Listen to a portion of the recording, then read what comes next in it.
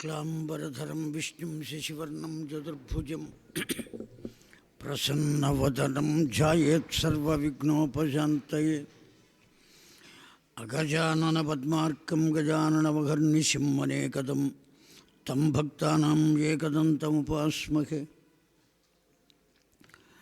वागीशाद्यास्य मनसः सर्वार्थानाम् उपक्रमे यं नत्वा कृतकृच्छास्युस्तं नमामि गजाननं। शरदिन्दुविकासिमन्दहासां स्फुरदिन्दीवरलोचनाभिरामाम् अरविन्दसमानसुन्दरास्याम् अरविन्दासनसुन्दरीं उपासे। शारदा शारदाम्भोजवदना वदनाम्बुजे सर्वदा सर्वदास्माकं सन्निधिः सन्निधिं क्रियात्।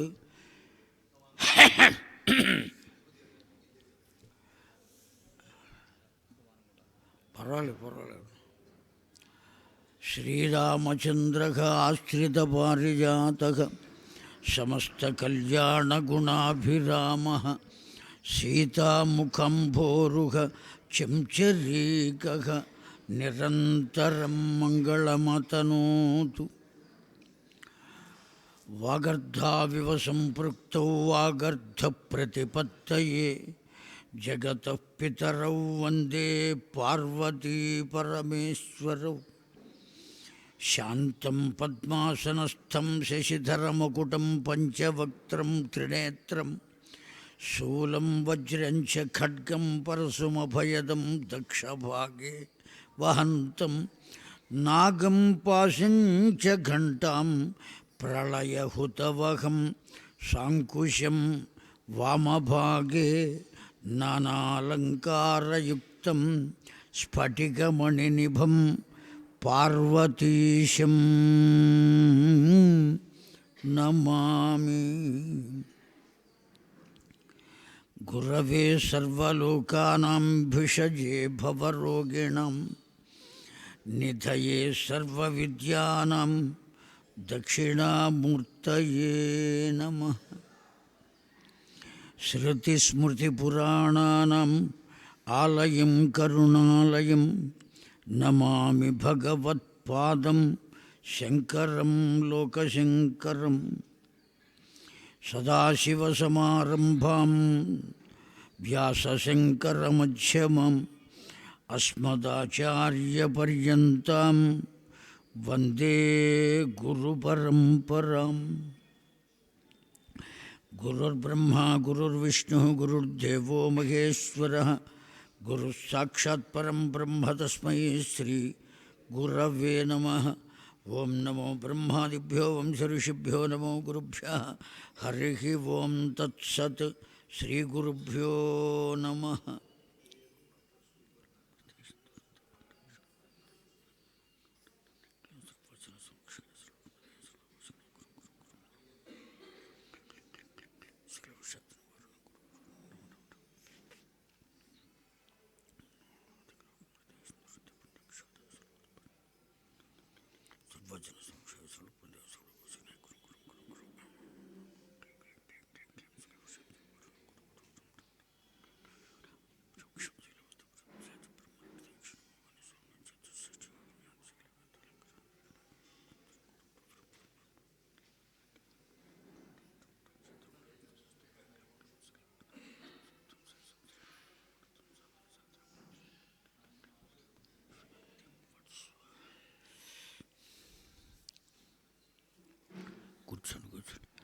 श्रीमात्रे नमः।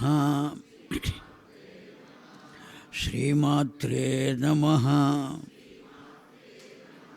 श्रीमात्रे नमः। शिवाय गुरवे नमः। शिवाय गुरवे नमः। शिवाय गुरवे नमः। सर्वचैतन्यरूपां तां ఆద్యాం విద్యాం చ ధీమహి బుద్ధిం యా నః ప్రచోదయాత్.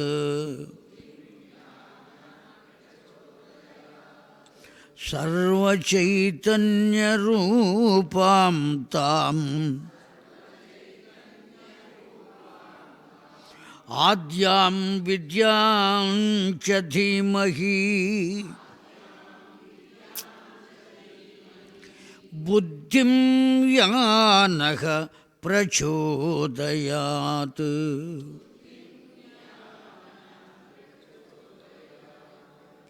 సర్వచైతన్యరూపాం తాం ఆద్యాం విద్యాం చ ధీమహి బుద్ధిం యా నః ప్రచోదయాత్.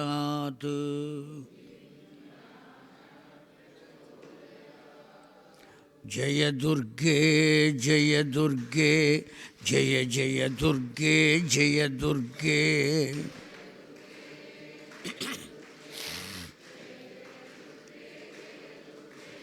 జయ దుర్గే జయ దుర్గే జయ జయ దుర్గే జయ దుర్గే.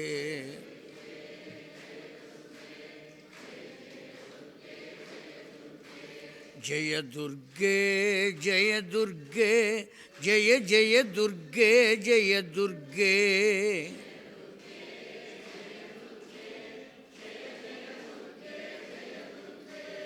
జయ దుర్గే జయ దుర్గే జయ జయ దుర్గే జయ దుర్గే.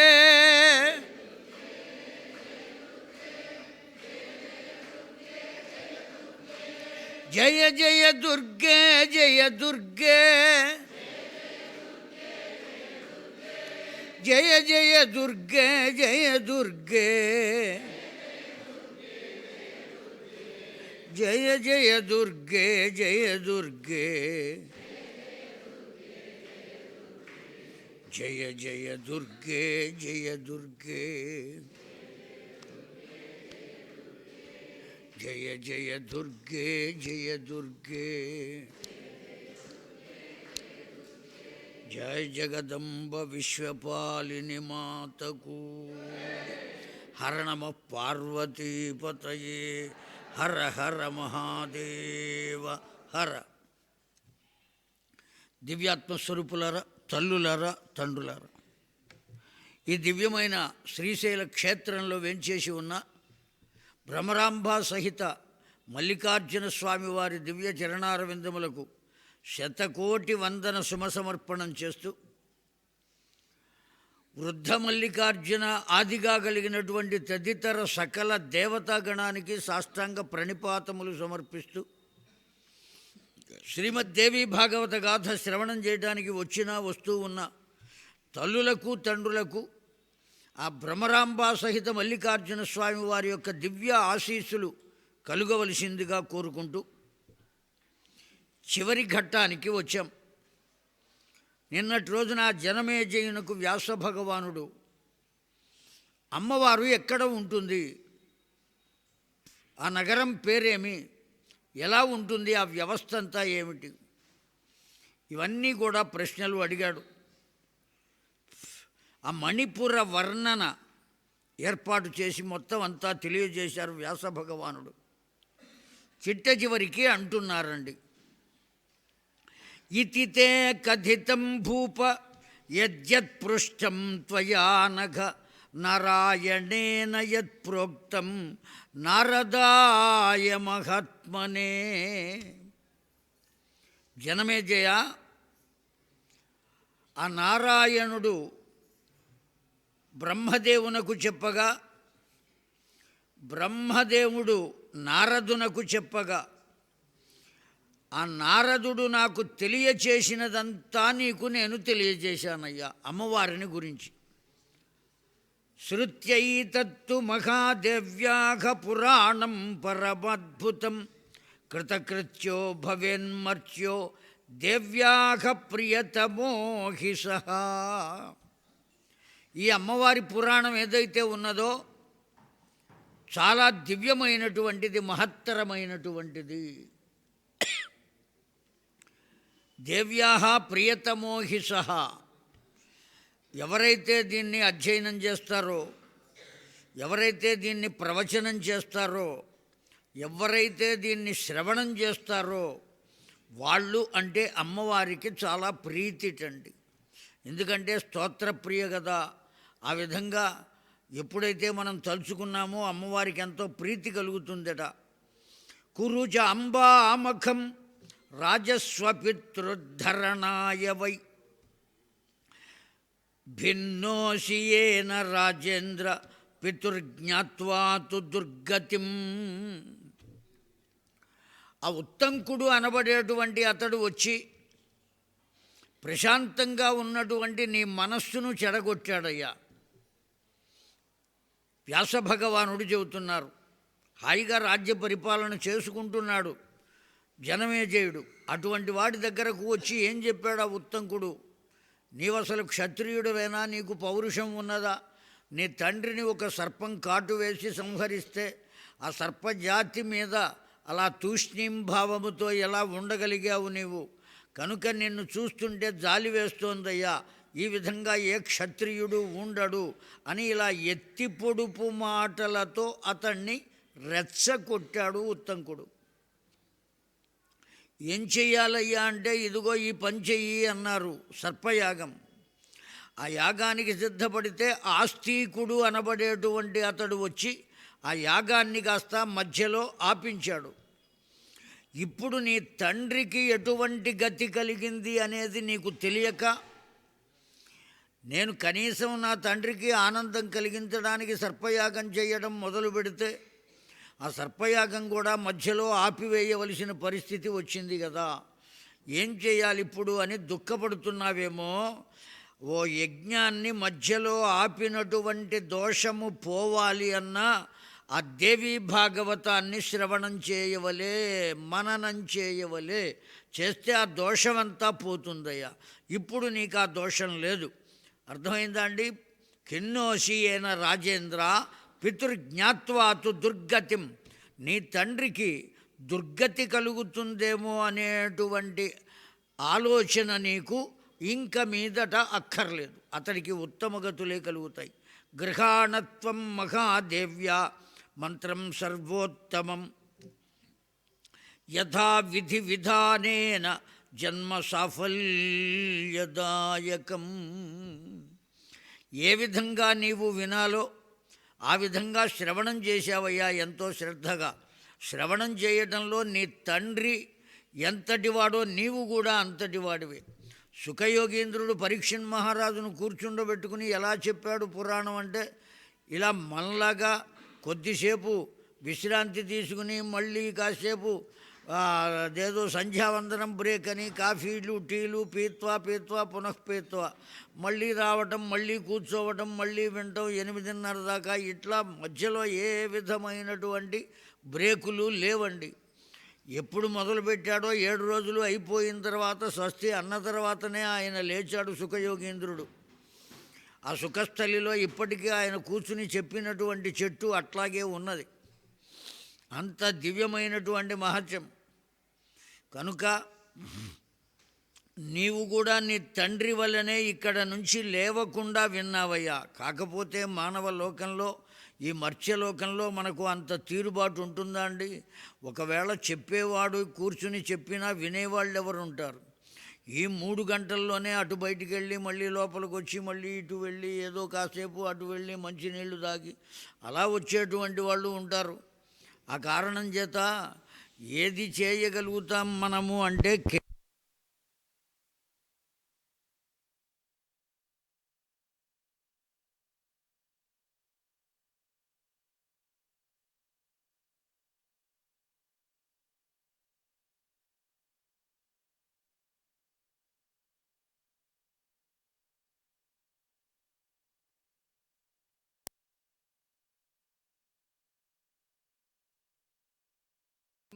మీకైతే వినపడుతోంది కదా.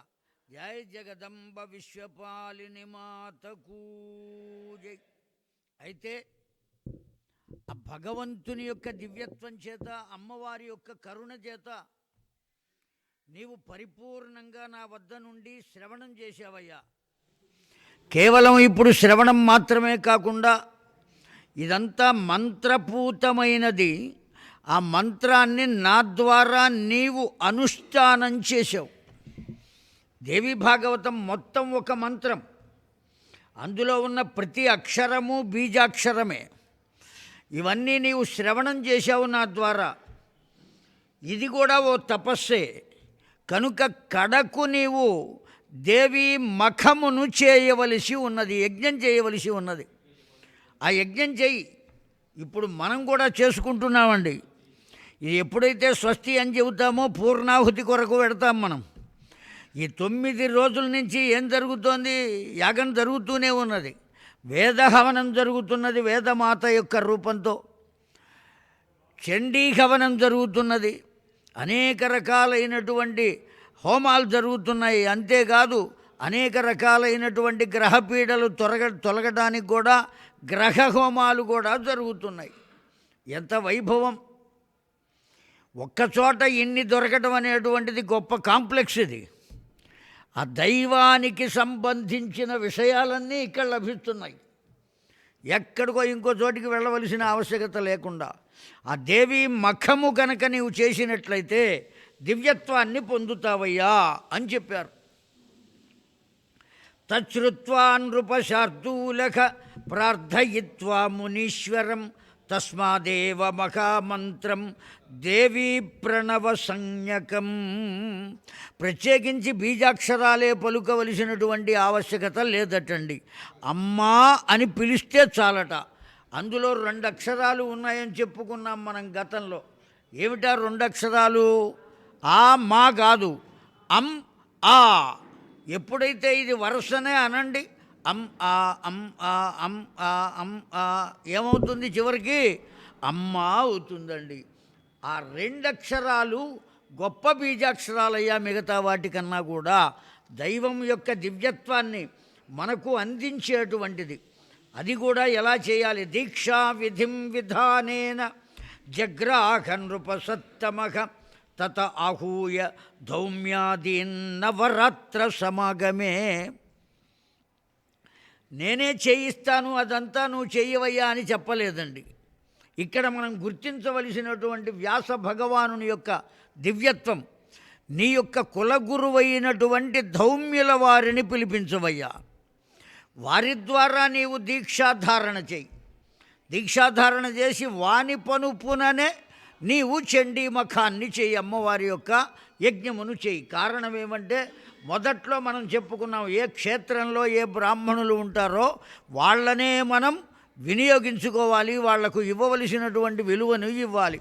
ఆ మంత్రం మనకు వచ్చినా సరే మనం చెప్పుకోరాదు, వాళ్ళ చేతనే చేయించాలి. అంబాయజ్ఞం చకారాసుకు విత్తసాక్ష్య వివర్జిత. చాలా గొప్ప విషయం. ఏ విధంగానూ కూడా లోపము చెయ్యరాదు. ఆ యజ్ఞం చేసేటప్పుడు, మంటపారాధన చేసేటప్పుడు కానీ, కలశస్థాపన చేసేటప్పుడు కానీ ఏ లోపం ఉండకూడదని చెప్పారు? మంత్రలోపం, క్రియాలోపం, వస్తులోపం, ఏ లోపం ఉండకూడదు. మొదట్లో చెప్పుకున్నాం కదా, ఏ విధమైనటువంటి లోపం ఉండకూడదు. మనం ఎటువంటి వాటిల్ని పొందుదాము అని అనుకుంటున్నామో అంత దివ్యమైనటువంటి వాటిల్ని భగవంతునికి సమర్పించాలి.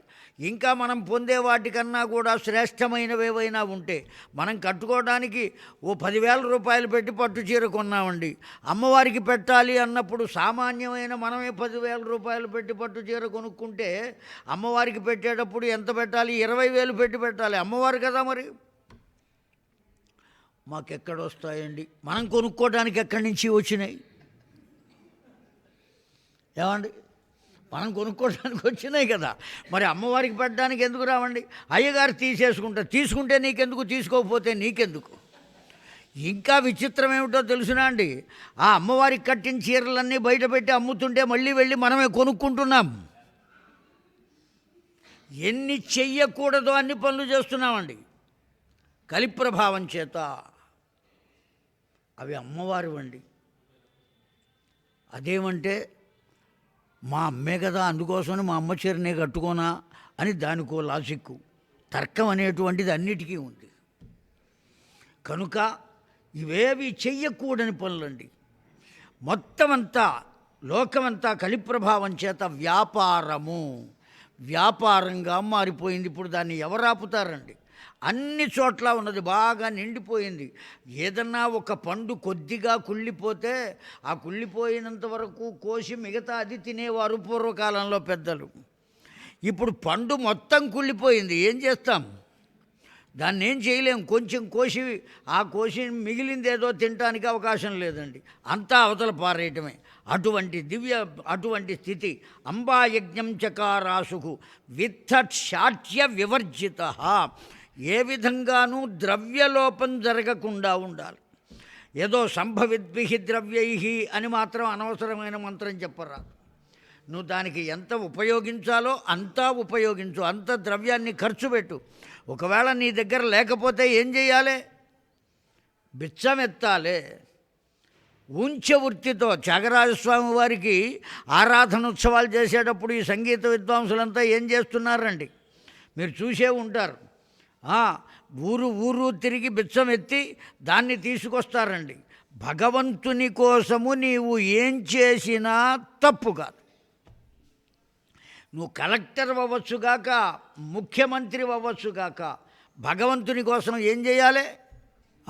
అంతేగాని రాజ్యసంగా నేను కూర్చుంటున్నాను, పేపర్లో వేస్తున్నాను, మీరు చందాలు కట్టండి అనకూడదు. ఇంటింటికి తిరుగు, నువ్వు ఆ భగవంతుని కోసం పోగు చేయి. అందులో దోషం లేదు. ఆ భగవంతుడు ఎప్పుడు నిన్ను ఎక్కడ కూర్చోబెట్టుకుంటాడో తెలుసునా అండి? వాడి పక్కనే కూర్చోబెట్టుకుంటాడు. నాకు ఇల్లు కట్టడం కోసం వీడు ఇంత శ్రమ పడ్డాడు కదా అని ఆ భగవంతుడు ఏం చేస్తాడు? తన ప్రక్కనే కూర్చోబెట్టుకుంటాడండి. యమధర్మరాజు అంతటి వాడు కాళేశ్వరం అనేటువంటి చోట లింగ ప్రతిష్ఠ చేస్తే, దేవాలయ నిర్మాణం చేయిస్తే, ప్రాణహిత ఒడ్డున ఇంత పని చేశాడు కదా అని వాణ్ణి కూడా లింగడుగా మార్చి అదే పానవట్టం మీద పక్కన కూర్చోబెట్టుకున్న దివ్యత్వము ఆ పరమేశ్వరునిది. సామాన్యమైనటువంటి తత్వం అంటది. అంత దయ పరమేశ్వరుడికి. కనుక దివ్యాత్మస్వరూపులారా, ఎక్కడా కూడా విత్తశాఠ్యము వివర్జిత, పనికి రాదండి. నీ దగ్గర ఉన్నదంతా భగవంతునికి పెట్టు, ఆ భగవంతుడే మళ్ళీ నీకు ఇస్తాడండి. వాడు ఇవ్వకుండా ఉండడు. నాభాగుడు అనబడేటువంటి వాడు అంగిరస గోత్రీకులో, అగస్త్య గోత్రీకులో వాళ్ళు యజ్ఞం చేస్తుంటే అక్కడికి సామవేద పారాయణ చేయడానికి వెళ్ళాడు ఆ నాభాగుడు. వాళ్ళు పారాయణ అయిపోయిన తర్వాత యజ్ఞశిష్ట ద్రవ్యాన్ని ఇచ్చారు. ద్రవ్యాన్ని ఇస్తే అది మూట కట్టుకుని వస్తుంటే ఓ మహానుభావుడు వచ్చి, అయ్యా నా సొమ్ము నువ్వు తీసుకుపోతున్నావని అడిగారండి. మీ సొమ్ము ఏమిటయ్యా, నేను పారాయణ చేస్తే వాళ్ళు ఇచ్చారు, మా నాన్న చెప్పాడు ఇట్లా ఇస్తారు తెచ్చుకోమని, అందువల్ల నేను తీసుకెడుతున్నాను అంటే, మీ నాన్న దగ్గరికే పెడదాం, ఆయన ఏం చెబుతాడో చూద్దాం, నాది అంటే నాకు ఇచ్చేస్తావా అని అడిగాడు. ఆ వచ్చిన పెద్ద మనిషి ఇచ్చేస్తానన్నాడు. నాభాగుడు వచ్చాడు తండ్రి వద్దకు. తండ్రి, ఇదిగో ఇలా అంటున్నాడు ఈ పెద్ద మనిషి. ఆ పెద్ద మనిషిని తేరిపార చూచి, ఇది ఆయనదే, ఇచ్చేసేయరా అన్నాడు. కారణం ఏమంటే వచ్చిన పెద్ద మనిషి ఎవరో కాదండి, ముక్కంటి దొర. అర్థమైందా అండి? సాక్షాత్తు పరమేశ్వరుడే వచ్చాడు. యజ్ఞశిష్ట ద్రవ్యం యథా పరమేశ్వరం దత్తమేవా. యజ్ఞంలో పైస మిగిలినా ఎవరికి ఇవ్వాలి? పరమేశ్వరుడికి ఇవ్వాలి. బ్యాగులో పెట్టుకుని, సంకన పెట్టుకుని ఇంటికి వస్తే వాడి వెంట లక్ష్మీదేవి గారి అక్కగారు వస్తారు. అందులో ఏమీ సందేహం లేదు. లక్ష్మీదేవి అక్క ఎవర్రండి? జ్యేష్ఠాదేవత. భలే అనుభవం ఏమండి, సామాన్యమా? కనుక ఏం చెబుతాం? అట్లా యజ్ఞశిష్ట ద్రవ్యం పూచిక పుల్ల కూడా తీసుకోకూడదండి. పరమేశ్వరుడికి అప్పచెప్పాలి. నేను చేశాను కదా యజ్ఞం అని మొత్తం బ్యాగులో పెట్టుకుని వస్తే ఏమొస్తుంది? దరిద్రం వస్తుంది వెంట. ఇచ్చేసేనాయనా అన్నారు. మెదలకుండా మూట పరమేశ్వరుని ముందు పెట్టి పాదాభివందనం చేస్తే, నా బాగా ఈ మూట నేనేం చేసుకుంటాను రా, నువ్వే తీసుకోరా, నువ్వు పితృవాక్య పరిపాలకుడవు అవునా కాదా అని చూడడం కోసం వచ్చా. ఇంతకు 1000 రెట్లు ధనాన్ని ఇస్తున్నానన్నాడు పరమేశ్వరుడు. వాడు తలుచుకుంటే ఎంత ధనాన్ని ఇస్తాడండి మనకు. ఇంకో రహస్యం చెప్పుకోవాలి, ఇప్పుడు మనం అనుభవిస్తున్న సంపద మొత్తం పరమేశ్వరుడు ఇచ్చినదే, అందులో ఏమాత్రం సందేహం లేదు. ఉద్యోగ రూపంలో ఇవ్వనివ్వండి, వ్యాపార రూపంలో ఇవ్వనండి, ఏ రూపంలో ఇచ్చినా మనం తినే ప్రతి మెతుకు దాని యొక్క విలువ ఎవరు మనకు అందించారు అంటే పరమేశ్వరుడు అందించాడు. వాడి దివ్యత్వం చేతనే, దయచేతనే మనమంతా ఇలా బ్రతకగలుగుతున్నాం. వాడికి ఆ శక్తి ఎక్కడి నుంచి వచ్చింది అంటే శివశక్త్యాయుక్తో యది భవతి శక్తః, ఆ అమ్మవారి వల్లనే ఈ శక్తి మొత్తం వచ్చింది నీకు. కనుక ఏ విధంగాను బ్రాహ్మణై పాఠయామాస పురాణం తేతు ఉత్తమం, మహాపండితుడైనటువంటి వాడిని ఒకడిని పిలిచి, కేవలం పండితుడు మాత్రమే అయ్యుండకూడదటండి, భక్తియుక్త పురాణం తేతు తదుత్తమం అని చెప్పారు. ఆ చెప్పేటువంటి పండితుడికి ఏం ఉండాలట, భక్తి కూడా ఉండాలటండి. కేవలం పాండిత్యం మాత్రమే ఉంటే తన పాండిత్యం మొత్తాన్ని ప్రదర్శిస్తాడు. అనేక రకాలుగా పాండిత్యం ఉన్నది. ఏవో భావాలు చెప్పవచ్చు, పద విభజన చేయవచ్చు, ఒకే పదానికి అనేక రకాలైనటువంటి కారికలు చూపించవచ్చు. ఒకే భావానికి ఇన్ని రకాలుగా పాండిత్యాన్ని, శాస్త్ర పాండిత్యం, వేద పాండిత్యం, యోగ పాండిత్యం, అనుభవ పాండిత్యం, ఇవన్నీ చూపించవచ్చు. కానీ వీటన్నిటికన్నా గొప్పదైనదేదయ్యా అంటే భక్తి అనబడేది. వాస్తవం అండి. కారణం ఏమంటే దేవాలయంలో ఉండే అర్చకుడికి మంత్రం వచ్చినంత మాత్రం చేత చాలదు అన్నారు ఆగమశాస్త్రం. ఏమని చెప్పారు, భక్తి కలిగి ఉంటేనే వాడు అర్చకుడుగా పనికొస్తాడు. లేకపోతే వాడు మంత్రం బాగా వచ్చు, స్ఫుటంగా వచ్చు, అన్నీ మంచిగా నేర్చుకున్నాడు, యాంత్రికంగా పనిచేస్తాడు తప్ప భక్తిగా మాత్రం పనిచేయడు. అందువల్ల మనం ఆ మంత్రం రాకపోయినా పర్వాలేదు, దేవదేవ జగన్నాథ విశ్వాత్మ అనేటువంటి మంత్రమే నిరంతరం చెబుతూ కాస్త అక్షతలు, కుంకుమ, 4 పూలు వేసి నాకు ఇంతకన్నా రాదయ్యా కాపాడవయ్యా. ఆ తిన్నడు ఏం చేశాడండి, మార్గావర్తిత పాదుగా పురరిపోహు గండూషంబు నిషేవణం అని చెప్పారు శంకర భగవత్పాదుల వారు. తిరిగి అరిగిపోయినటువంటి చెప్పుల కాళ్లతోనే ఆ శివలింగం దగ్గర ఊడ్చి అట్టవాడు. మార్గావర్తిత పాదుకాహ, అరిగిపోయినాయి ఆ చెప్పులు, వాటిలతోనే తుడిచాడు. గండూషంబు నిషేవణం, నోట్లో నీళ్లు బట్టి ఏం చేశాడండి, పుక్కిలించి ఉమ్మేశాడు ఆ లింగం మీద. గంగాజల ధారల భాషించే పంది మాంసం తీసుకొచ్చి అక్కడ పెట్టాడు, తినవయ్యా. చెయ్యి పట్టాడు పరమేశ్వరుడు, తింటున్నాడు. రోజు మాంసం తింటానికి అలవాటు పడ్డాడు. ఏమంటారు, ఆ శాకాహారం పెడుతున్నారు ఇప్పటికి చాలా కాలం నుంచి. అమ్మయ్య కనుక వాడు ఏది తింటాడో దాన్ని పెట్టాడు. వాడికి ఏం తెలుసండి, అక్కడ ఉన్నది ప్రధానమైనటువంటిది భక్తి ఒక్కటే. ఒక కంటి నుంచి నీరు గారుతుంటే, రక్తం గారుతుంటే తన కన్ను తీసి ఇచ్చాడు. ఎవరివ్వగలుగుతారండి? ఇద్దరే ఇచ్చారండి లోకంలో. మొట్టమొదట తన కన్నును పరమేశ్వరునకు, అమ్మవారికి సమర్పించిన వాడు సాక్షాత్తు విష్ణుమూర్తి. 108 కమలములతో అమ్మవారిని అర్చించడానికి సిద్ధపడితే తీరా లెక్క చూస్తే పూజ చెయ్యగా 107 కమలములే ఉన్నాయి. 108వ కమలం లేదు. ఏం చేయాలి? అక్కడి నుంచి కదలటానికి వేరు లేదు. దీక్షితుడై ఉన్నాడు. ఆ కారణం చేత తన కన్ను పెరిగి 108వ కమలముగా అప్పచెప్పినటువంటి వాడు సాక్షాత్తు నారాయణ అమ్మవారి. రెండవ వారు ఎవరయ్యా అంటే కలియుగంలో తిన్నడు మాత్రమే. ఈ కలియుగంలోనే అప్పచెప్పాడు. వేరే కృతయుగం, త్రేతాయుగం, ద్వాపరయుగం కాదు. ఆ తిన్నడు కన్ను అప్పగించాడు కనుకనే కన్నప్ప అయ్యాడు. 2 కళ్ళు ఇచ్చేశాడు. భక్తి అంటే అదండి. ఆ విధంగా భగవంతుణ్ణి మనం చూడాలి. ఏ విధంగా ఎక్కడ లోపం ఉండకూడదు. దేవ్యగ్రే అంబికా ప్రీత్యై దేవీ భాగవతం పరం బ్రాహ్మణాన్ భోజయామాస అపి అసంఖ్యాతాన్ సువాసినీ. ఏం చేయాలంటండి? దివ్యమైనటువంటి తత్వాన్ని చెప్పారు. నువ్వు ఎంతగా హోమం చేస్తావో, ఎంతగా పారాయణ చేయిస్తావో అంతగా బ్రాహ్మణ సంతర్పణ జరగాలి. నిత్యం జరుగుతుంది కదండి 9 రోజుల నుంచి. దివ్యంగా వాళ్లకు కావలసిన పదార్థాలు చక్కగా వేసి పిండి వంటలతో సహా పెడుతున్నారు మంచిగా. అంత దివ్యంగా పొందుతున్నాం మనం. అంతేనా? సువాసినీ, కుమారీ పూజ, దంపతి పూజ, సువాసిని పూజ, 9 మంది కన్యలకు పూజ, తరువాత మహాకాళి, మహాలక్ష్మి, మహాసరస్వతి స్వరూప చండీ పరదేవతాయై నమః.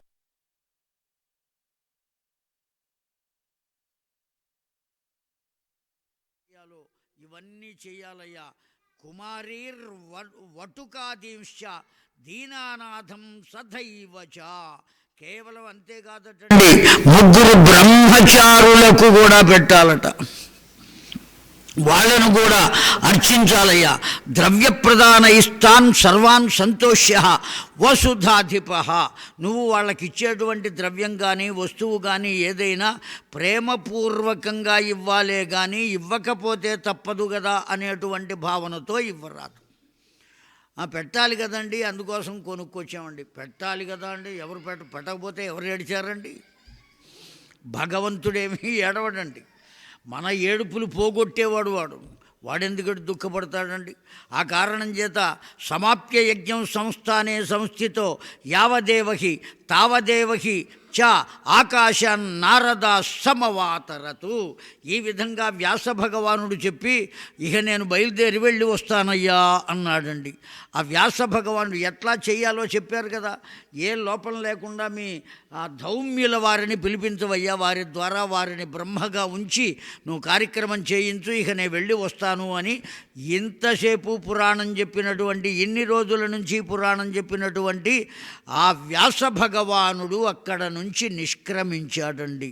వీడి నుంచి కూడా వ్యాస భగవానుడు ఇప్పుడే పక్కకు వచ్చాడు. ఇప్పటిదాకా లోపల ఉన్నాడు వాడు, వీడి చేత చెప్పించాడు 9 రోజుల పాటు ఆ వ్యాస భగవానుడు. ఏమి దివ్యత్వం అండి, ఏమి కరుణ! ఆ ఋషిపుంగవులు ఎప్పుడైతే అట్లా అన్నాడో వెంటనే నారదుల వారు అక్కడికి వచ్చారండి. అలా వెడుతూ వెడుతూ నారదుల వారు కిందికి వచ్చారు. రాగానే లేచి నిలబడ్డాడు. ఎవరు అంటే జనమేజయుడు. కుత ఆగమనం సాధో బ్రూహి కిం కరవాణితే సనాథోకం కృతార్థోకం త్వత్ ఆగమన కారణాత్. మహానుభావులైనటువంటి వాళ్ళు వచ్చారు అంటే నేను చేసినటువంటి క్రతువు సార్థకమయ్యింది అని అర్థం. పిలవకుండా వచ్చేటువంటి వారు సాక్షాత్తు నారాయణునితో సమానం. అతిథి కిల పూజార్హ.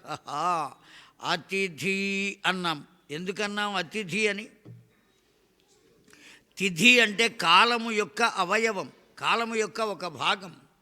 అతిథి అంటే ఆ కాలంతో సంబంధం లేకుండా వచ్చేటువంటి వాడు. రాత్రి రావచ్చు, పగటిపూట రావచ్చు, తెల్లవారుజామున రావచ్చు, చెప్పకుండా తనంతట తానుగా వచ్చేటువంటి వారెవ్వరో వారు అతిథులు.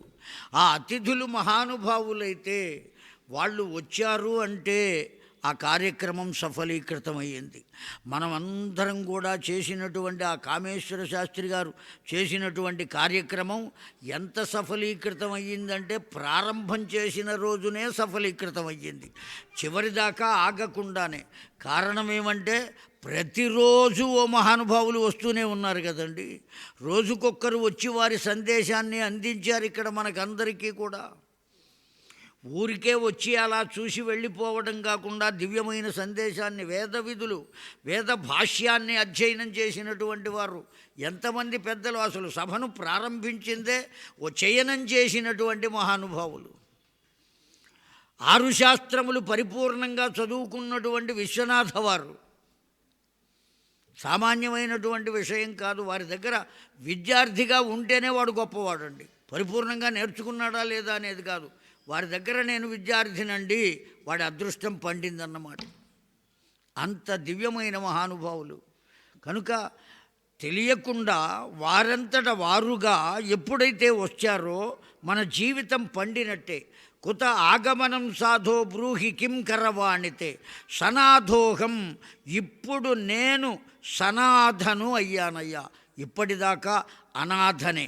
కృతార్థోహం, అంతేకాదు నేను చేసినటువంటి కర్మ సఫలీకృతమయ్యింది. త్వత్ ఆగమన కారణాత్, నీవు రావటం చేత నాకు ఇటువంటి సాఫల్యత లభించిందయ్యా. ఇది రాజ్ఞో వచశ్రుత్వా ప్రోవాచ మునిసత్తమః. అద్య ఆశ్చర్యం మయా దృష్టం దేవలోకే నృపోత్తమా, తన్నివేదయితుం ప్రాప్తస్త్వత్సకాశే సువిస్మితః.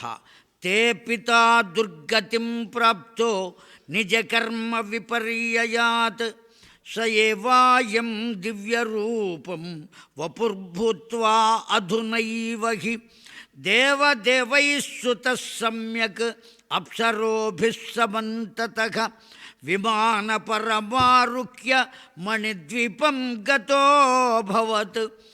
దేవీ భాగవతస్యాస్య శ్రవణోత్థఫలేన చ అంబామఖఫలేనాపి పితా తే సుగతిం గతః. ధన్యోసి కృతకృత్యోసి జీవితం సఫలం తవ. జై జగదంబ విశ్వపాలిని మాతకు జై. నాయనా, నేనొక విచిత్రాన్ని చూచానయ్యా. ఆ విచిత్రమైనటువంటి విషయాన్ని పనిచేస్తుందా? అనవసరంగా అరుస్తున్నానుగా.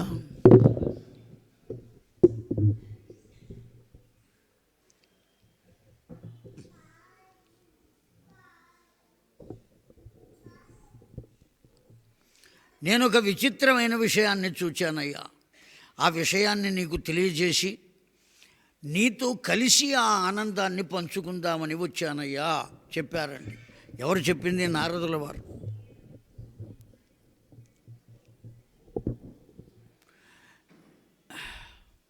కూర్చోండి. నీతో కలిసి, ఎందుకంటే పురాణం చెప్పేవాడికి ఈ మైక్ సెట్టింగ్ కూడా తెలిసి ఉండాలి. కొన్ని చోట్ల పైనుంచి స్తంభానికి కడతారు, తాళ్ళు వేలాడగట్టు. గాలి వచ్చిందనుకోండి, ఆ మైక్ ఇటు పెడుతుంది, వీడు కూడా ఇటు వెళ్ళాలి, ఇటువైపు వస్తే ఇటు వెళ్ళాలి. కొన్ని రౌడీ మైకులు ఉంటాయి, అవి కూడా అరుస్తూ ఉంటాయి మనతో పాటు. చాలా కష్టం. ఇది కూడా తెలిసి ఉండాలి వాడికి, అన్నీ ఎంత దూరంలో ఉండాలి, ఎంత అన్నీ అమాయకంగా ఉంటే ఏం చేయగలుగుతాడు వాడు. జై జగదంబ విశ్వ. అందుకనే కొంతమంది ధర్మపురిలో ఓ హరిదాసు ఉన్నాడండి. ఆయన ఏం చేస్తాడంటే నడుము కట్టుకుంటాడు ఒకటి, అది ఇట్లా కొమ్ములాగా నోటి దగ్గరికి వస్తుంది. ఆయన ఎటు గంతులు వేసినా ఏం చేసినా ఓ తాడు మాత్రం వెనక నుంచి వేళ్లాడుతూ ఉంటుంది. ఆంజనేయ స్వామి అట్లా చెబుతూ ఉంటాడు హరికథలు. కాకపోతే నా బోటివాడు అట్లా పెట్టుకుంటే బాగుండదు. ఏమండి, ఎన్ని ఉపాయాలు లోకంలో, ఎన్ని రకాలు. జయ జగదంబ విశ్వపాలిని మాతకు జై. దేవలోకంలో నేను సంచరిస్తున్నానయ్యా. నాకు దివ్యమైనటువంటి విషయం కనపడింది, అది నీతో కలిసి పంచుకుందామని. ఎందుకంటే ఒక దుఃఖం కానీ ఒక సంతోషం కానీ 10 మందితో కలిసి పంచుకోవాలి, కానీ ఒక్కరు అనుభవించరాదండి. దుఃఖమైనా సరే, సంతోషమైనా సరే, అన్నిటినీ ఏం చేయాలి? మనం 10 మందితో కలిసి పంచుకోవాలి, అందరం కలిసి. ఏమన్నా ఆయన ఒక్కడే ఇంటి దగ్గర దేవీ భాగవతం పెట్టుకోవచ్చు, కానీ అందరితో కలిసి పంచుకోవాలి. అందుకోసమని ఇంతమందిని తీసుకొచ్చారు ఇక్కడికి. తనకు తాను భోజనం పెట్టి మీరంతా హాయిగా కూర్చుని వినండి అని చెబుతున్నాడండి మహానుభావుడు. చాలా గొప్ప విషయం. కనుక అంత దివ్యమైనటువంటి తత్వం చేత ఆ పంచుకోవడం కోసం నీకోసం వచ్చానయ్యా. ఈ సంతోషకరమైనటువంటి విషయాన్ని, చాలా విచిత్రమైన విషయం ఏమిటో తెలుసునా? దివ్య రూప వపుర్భూత్వా అధునైవహి తే పితా దుర్గతిం ప్రాప్తో నిజ కర్మ విపర్యయాత్. అతడు చేసినటువంటి కర్మ వల్ల దుర్గతినే పొందాడు. పరీక్షిత్ మహారాజు అవ్వచ్చుగాక, ఇంకెవరైనా కావచ్చుగాక, ఆ చేసినటువంటి కర్మ సరి అయినది కాకపోతే దానికి సంబంధించినటువంటి ఫలితాన్నే పొందుతాం మనం. ఏం కలిగింది అతడికి? దుర్గతియే కలిగింది. ఉన్నతమైన లోకాలు కలుగలేదు. కేవలం పరీక్షిత్తుకేనా అండి? ఇంతకన్నా ముందు యుగంలో ఉన్న సగర చక్రవర్తి పుత్రుల గతి ఏమయ్యింది? తలక్రిందులుగా చెట్లకు వ్రేలాడుతున్నారు అని చెప్పారు. వాళ్లను తరింపజేయడానికి అనేక మంది ప్రయత్నం చేస్తే ఆకాశగంగ వస్తే ఆ గంగతో నువ్వులు నీళ్లు వదిలితే అప్పుడు వాళ్ళు తరించారు. అప్పటిదాకా తరించేటువంటి అవకాశం లేదు. కనుక ఏ విధంగా మనం ఆలోచించాలి? ఇప్పుడు నీ తండ్రి దుర్గతినే పొందాడు, కానీ నీవు ఎప్పుడైతే ఈ దేవీ భాగవత శ్రవణం చేశావో, దేవీ మఖము చేశావో, ఆ యజ్ఞం చేశావో, వెంటనే ఆయనకు ఆ ప్రేత దేహము పోయి దివ్యమైనటువంటి దేహం వచ్చిందండి. ఆ వ్యాస భగవానుడు వెళ్ళగానే యజ్ఞం చేసేశాడు. ఏ విధంగా చేయాలో ఆ విధంగా చేశాడు. ఎలా పూజ చేశాడో అలా చేశాడు. ఎప్పుడైతే అయిపోయి పూర్ణాహుతి అయిపోయిందో, వాస్తవానికి పూర్ణాహుతి అంటే మూట కాదండి, ఆజ్య పూర్ణాహుతియే పూర్ణాహుతి. ఆ మూట అనవసరంగా భేషజం కోసమో 10 మందికి ఏదో అది పెడితే కానీ వాళ్ళు ఒప్పుకోరు. ఏదో పెట్టాలి కదండి, ఆ చీరలోనో దేంట్లోనో మూట కట్టి వెయ్యాలి కదా, ఏం వేయటం లేదే అంటారు ఇవాళ రోజున. వాస్తవానికి పూర్ణాహుతి ఏదయ్యా అంటే ఆజ్య పూర్ణాహుతియే పూర్ణాహుతి. ద్రవ్యాలన్నీ వేయటం కాదు, అనేక రకాలు. ఆ తమిళనాడులో అయితే జిలేబీలు జాంగ్రీలు అవి కూడా వేస్తూ ఉంటారు. అవునండి, వాస్తవం నేను చూచి తిని. ఆ జిలేబీలు జాంగ్రీలు స్వీట్లు వేస్తూ ఉంటారు. ఏమయ్యా ఏమిటి ఇలా వేస్తున్నారు అంటే, మనం తింటలేదా, దేవతలకి పెట్టద్దా? ఓహో, చాలా సంతోషం ఆయన, మంచిది.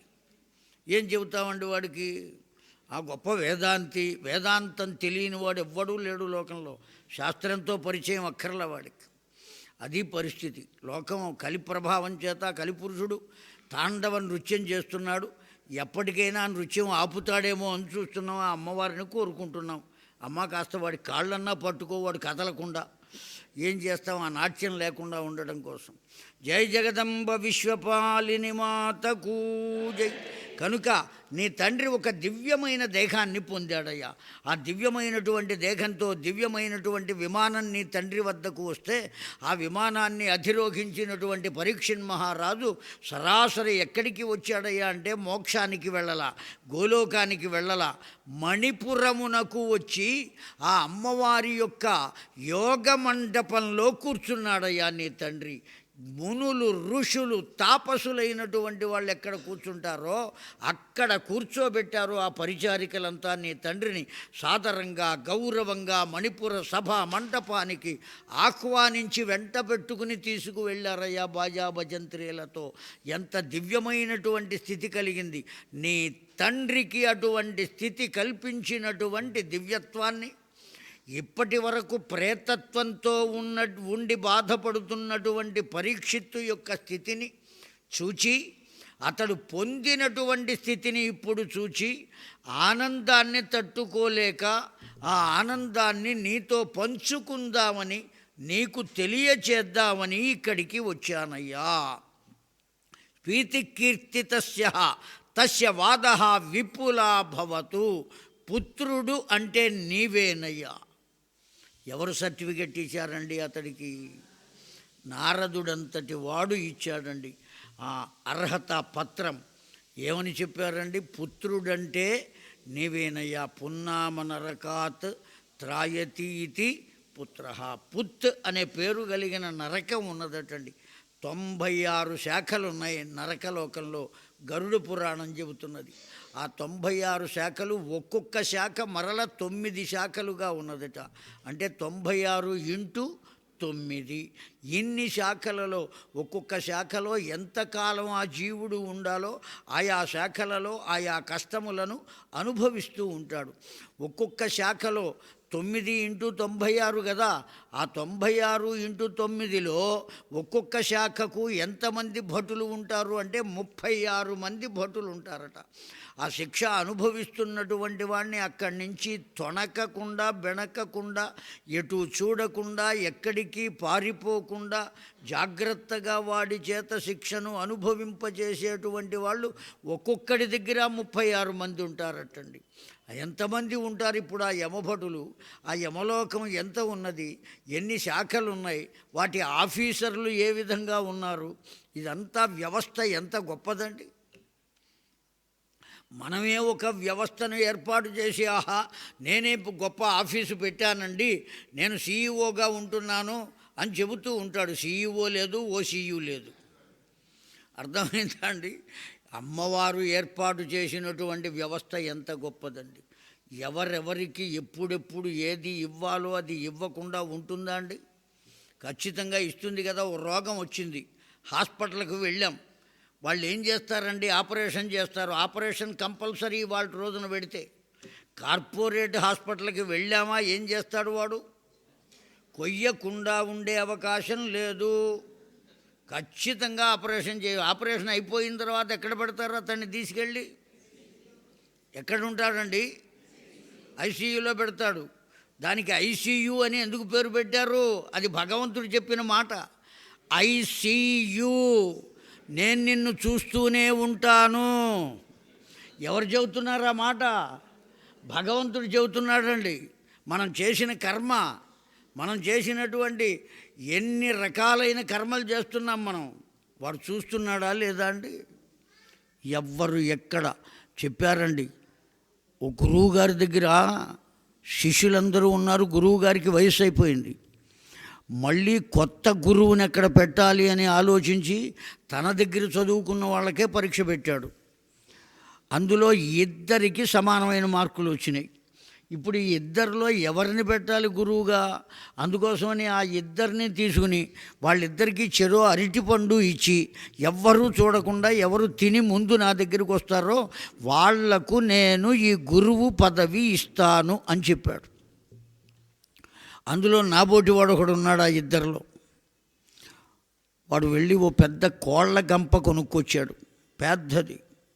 దానిపైన బాగా గట్టిగా ఉండే దుప్పటి ఒకటి కప్పేశాడు, బొంతలాంటిది, బయట వాళ్ళు ఎవరు కనపడకుండా. ఆ లోపల దూరాడు, అరటిపండు మొత్తం తినేశాడు ఎవరికీ కనపడకుండా.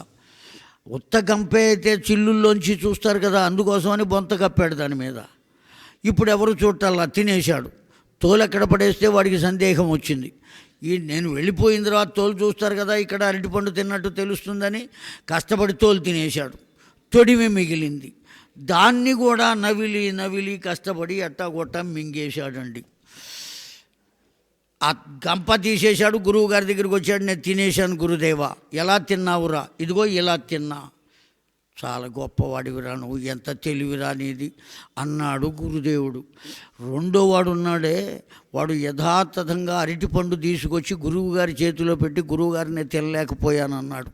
అదేమిటిరా, వీడు తిన్నాడు కోళ్ల గంపలో దూరి, నువ్వెందుకు తినలేకపోయావురా అడిగితే, అయ్యా ఎవ్వరూ చూడకుండా తినమన్నారు. లోకంలో ఉండే వాళ్ళెవ్వరూ చూడకపోవచ్చు, కానీ అంతటా నిండి ఉన్న భగవంతుడు చూస్తున్నాడు కదా, కనుక నేను తినలేకపోయాను. భగవంతుడు తప్ప అని మీరు చెబితే నేను కూడా తినేవాడిని, కానీ మీరు ఆ మాట అనలేదు కదా, ఎవ్వరూ చూడకుండా అన్నారు కదా, అందువల్ల తీసుకొచ్చాను. ఇక్కడ గురువుగా నువ్వే పనికొస్తావని ఆ పండు తెచ్చిన వాడిని గురువుగా ఏర్పాటు చేశాడు. ఇంత కష్టపడి తొడిమి కూడా తిన్నాను గురుదేవ, కనీసం అసిస్టెంట్ ప్రిన్సిపాల్ ఉద్యోగం అయినా ఇప్పించరాదా అంటే, అప్పుడు గురుదేవుడు ఏమన్నాడో తెలుసునా అండి? ఒరేయ్, నాకు స్నేహితుడు ఉన్నాడు, వాడికి అరటి తోటలు ఉన్నాయి, వాడికి ఓ ఆడపిల్ల కూడా ఉంది, ఆ పిల్లను నీకు ఇప్పించి పెళ్లి చేయిస్తా, తొడిమేమి కర్మ, చెట్టుతో సహా తినవచ్చు అన్నాడు గురువు. ఒళ్ళు మండి ఏం చేస్తాడండి? కనుక భగవంతుడు ఒకడు ఉన్నాడు అనేటువంటి స్పృహ కావాలి. ఆ స్పృహ కావాలి అంటే భక్తి ఉండాలి. భక్తి లేకపోతే ఎవరిని చూస్తాడండి? కనుక ఒక పుత్రుడుగా తండ్రి మీద ఉండేటువంటి భక్తి చేత ఒకానొక మహానుభావుడు వ్యాసుడు చెబితే ఆ పనిని నువ్వు చేశావయ్యా, ఆ కారణం చేత నీ తండ్రి ఎక్కడికి వెళ్ళాడు ఇప్పుడు. కనుక ప్రతి కొడుకు దేన్ని గుర్తుపెట్టుకోవాలండి, దేవి భాగవతం ఇదిగో ఇందుకోసం వినాలి. వెళ్ళిపోక ఎవరికీ తప్పదు, కానీ ఆ వెళ్ళిపోయినటువంటి తండ్రికి ఏ గతులు కలగాలి? ఉత్తమ గతులు కలగాలి, ఉత్తమాగతులు కలగకూడదు. ఏ గతులు కలగాలండి? ఉత్తమ గతులు కలగాలి. అటువంటి దివ్యత్వాన్ని పొందాలి వాళ్ళు. వాడు నిజమైనటువంటి పుత్రుడు. కనుక నీవు నిజమైన పుత్రుడవయ్యా. ఏమండి, కీర్తిస్తవాద్య విపులా భవతు, అసలు పొందవలసినటువంటి కీర్తిని పొందావు. నారదోక్తం సమాకర్ణ్య ప్రేమ గద్గదితాంతర పపాత పాదంబుజయోర్వ్యాస సముద్భూత కర్మణ. ఈ మాట నారదుడు అంటూ ఉండగానే వ్యాస భగవానుడు మళ్ళీ వెనక్కి వచ్చేటండి. గొప్ప గొప్ప మాటలు చెబుతూ ఉంటే ఆ మాటలు వినాలి అనేటువంటి ఆలోచన ఎవరికి కూడా వచ్చింది? వ్యాస భగవానుడు ఇంత చదువుకున్న, ఇన్ని గ్రంథాలు రాసిన వ్యాస భగవానుడు కూడా అదిగో మంచి మాట మళ్ళీ విందాం అనే ఆలోచనతో వచ్చేటండి. సూతుల వారు శౌనకాది మహామునులకందరికీ పురాణం చెబుతుంటే వ్యాస భగవానుడు కూడా ఆ నైమిషారణ్యంలో కూర్చుని విన్నాడా లేదా అండి? వ్యాస గద్దె అని ఉన్నది ఆ నైమిషారణ్యంలో, అక్కడ కూర్చుని విన్నట్ట ఆయన పురాణాలు, 18 పురాణాలు తాను రచించినవే. తన దగ్గర చదువుకున్నవాడే చెబుతున్నాడు. ఎందుకు కూర్చుని విన్నాడండి? నేను రాసినవే కదా, నేను ఏమి వింటాను అని అనుకోలేదండి. తాను చెప్పినవి, తాను అందించినటువంటి వాటిల్ని వాడు ఎలా చెబుతున్నాడు అనేటువంటిది తెలుసుకుని మరల అతడికి ఏదైనా దోషం ఉంటే చెప్పటం కోసం, లేదా అతడు చెబుతున్నటువంటి దివ్యత్వాన్ని విని ఆనందపడటం కోసం వ్యాస భగవానుడు అక్కడే కూర్చున్నాడు.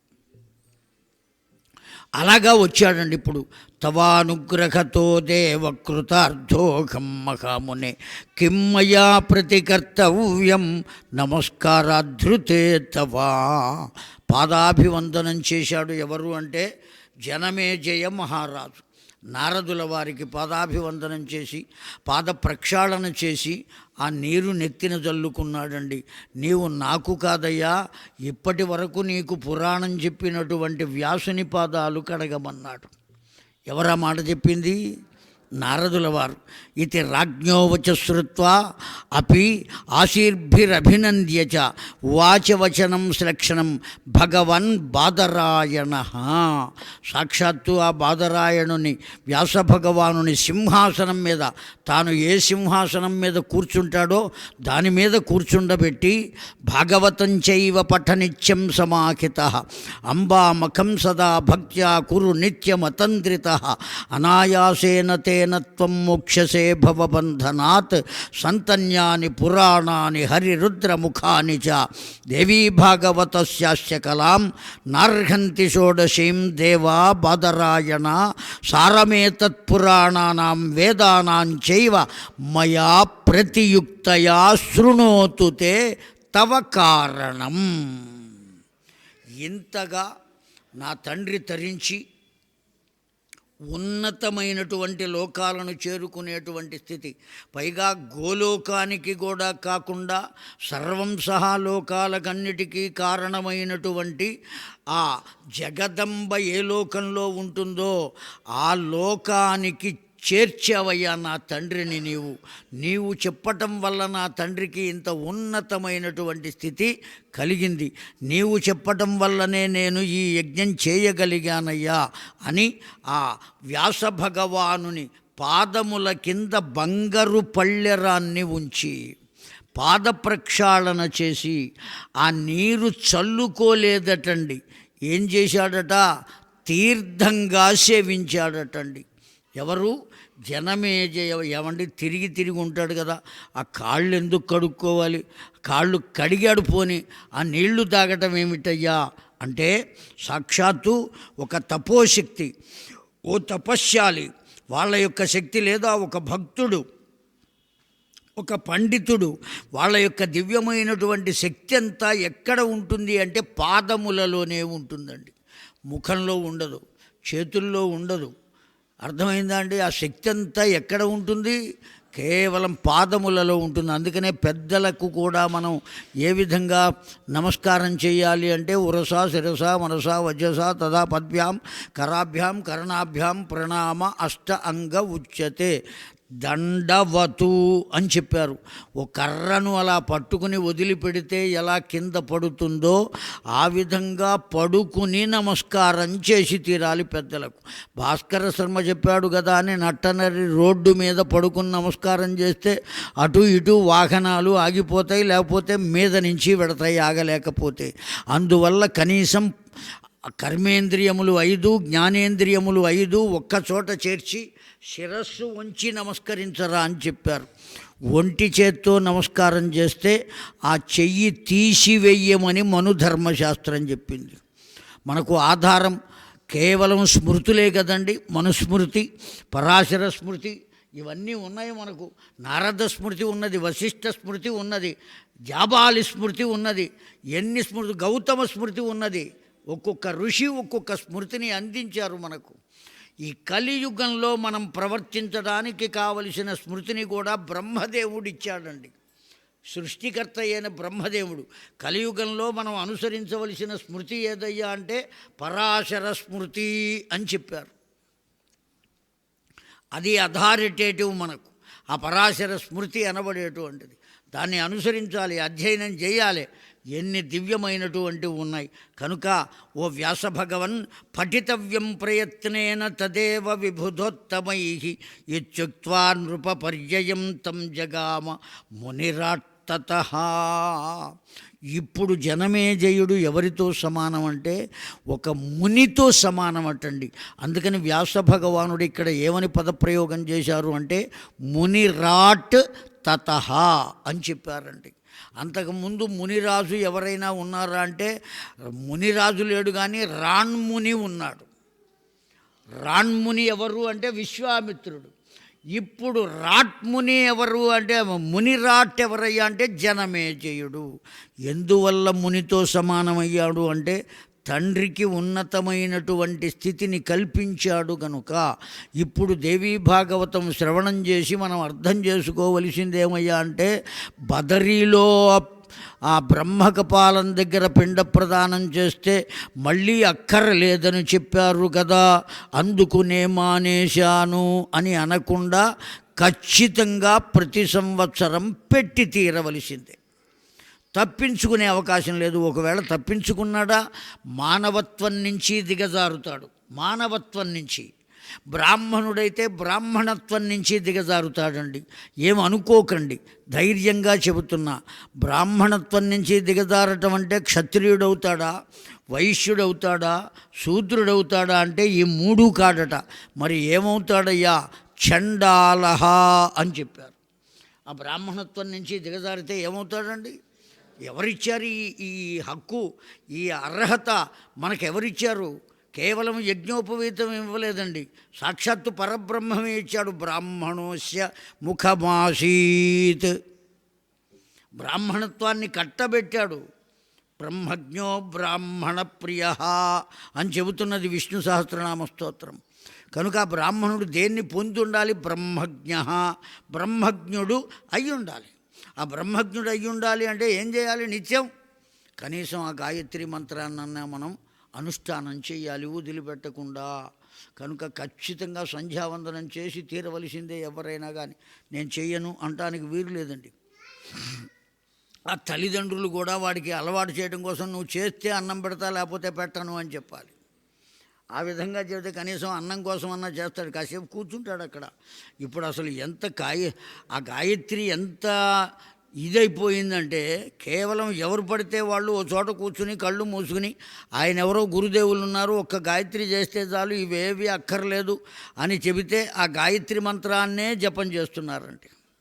ఒక్క గాయత్రి మంత్రాన్నే. ఆ జపం కూడా ఎట్లా? ప్యాంటు షర్టు వేసుకుని హాయిగా ఓ లైన్లో కూర్చోవటం చేసేయటం. ఎట్లా ఉంటే ఏమి? అక్కడ వేదాంతం. మనం ధరించే వస్త్రములతో పని లేదు భగవంతునికి. ఆహా, చాలా గొప్పవాడివిరా నాయన. నీకు అవసరమైనప్పుడు అన్నీ కావాలి, భగవంతునికి గురించి చేసేటప్పుడు నీకు దేంతోనూ పని లేదు అంటే ఆ భగవంతుడు మనల్ని ఎలా చూస్తాడు అనేది కూడా తెలుసుకోవాలి. ధర్మాన్ని అనుసరించి నడిచి తీరవలసినదే. పెద్దలు ఏ మార్గాన్ని యజ్ఞదాచరతి శ్రేష్ఠ తత్తదేవేతరో జనా. నీ పెద్దలు ఏం చేశారో నువ్వు అవి చేయరా. ఆ విధంగా ఈ పరీక్షిన్ మహారాజుకు ఓ దివ్యమైనటువంటి స్థితిని కల్పించాడండి. రాజా శశాస ధరణిం తత్సంతుష్టమానస దేవీ భాగవతం చైవ పఠశృణ్వన్ నిరంతరం. ఆ జనమేజయుడు ఆ రాజ్యంలో ఒక శాసనం వేశాటండి, జీవో. ఏమిటయ్యా అంటే, ప్రతి బ్రాహ్మణుని ఇంట లోకక్షేమము కొరకు దేవీ భాగవత పారాయణ జరగవలే. ఎంత బాగుందండి, ఇదేదో ఆలోచన బాగుంది. ఏమండి, నేను కూడా చాలా కాలం క్రితం ఒక మాట ఒక పెద్ద మనిషిని అడిగి ఉన్నా.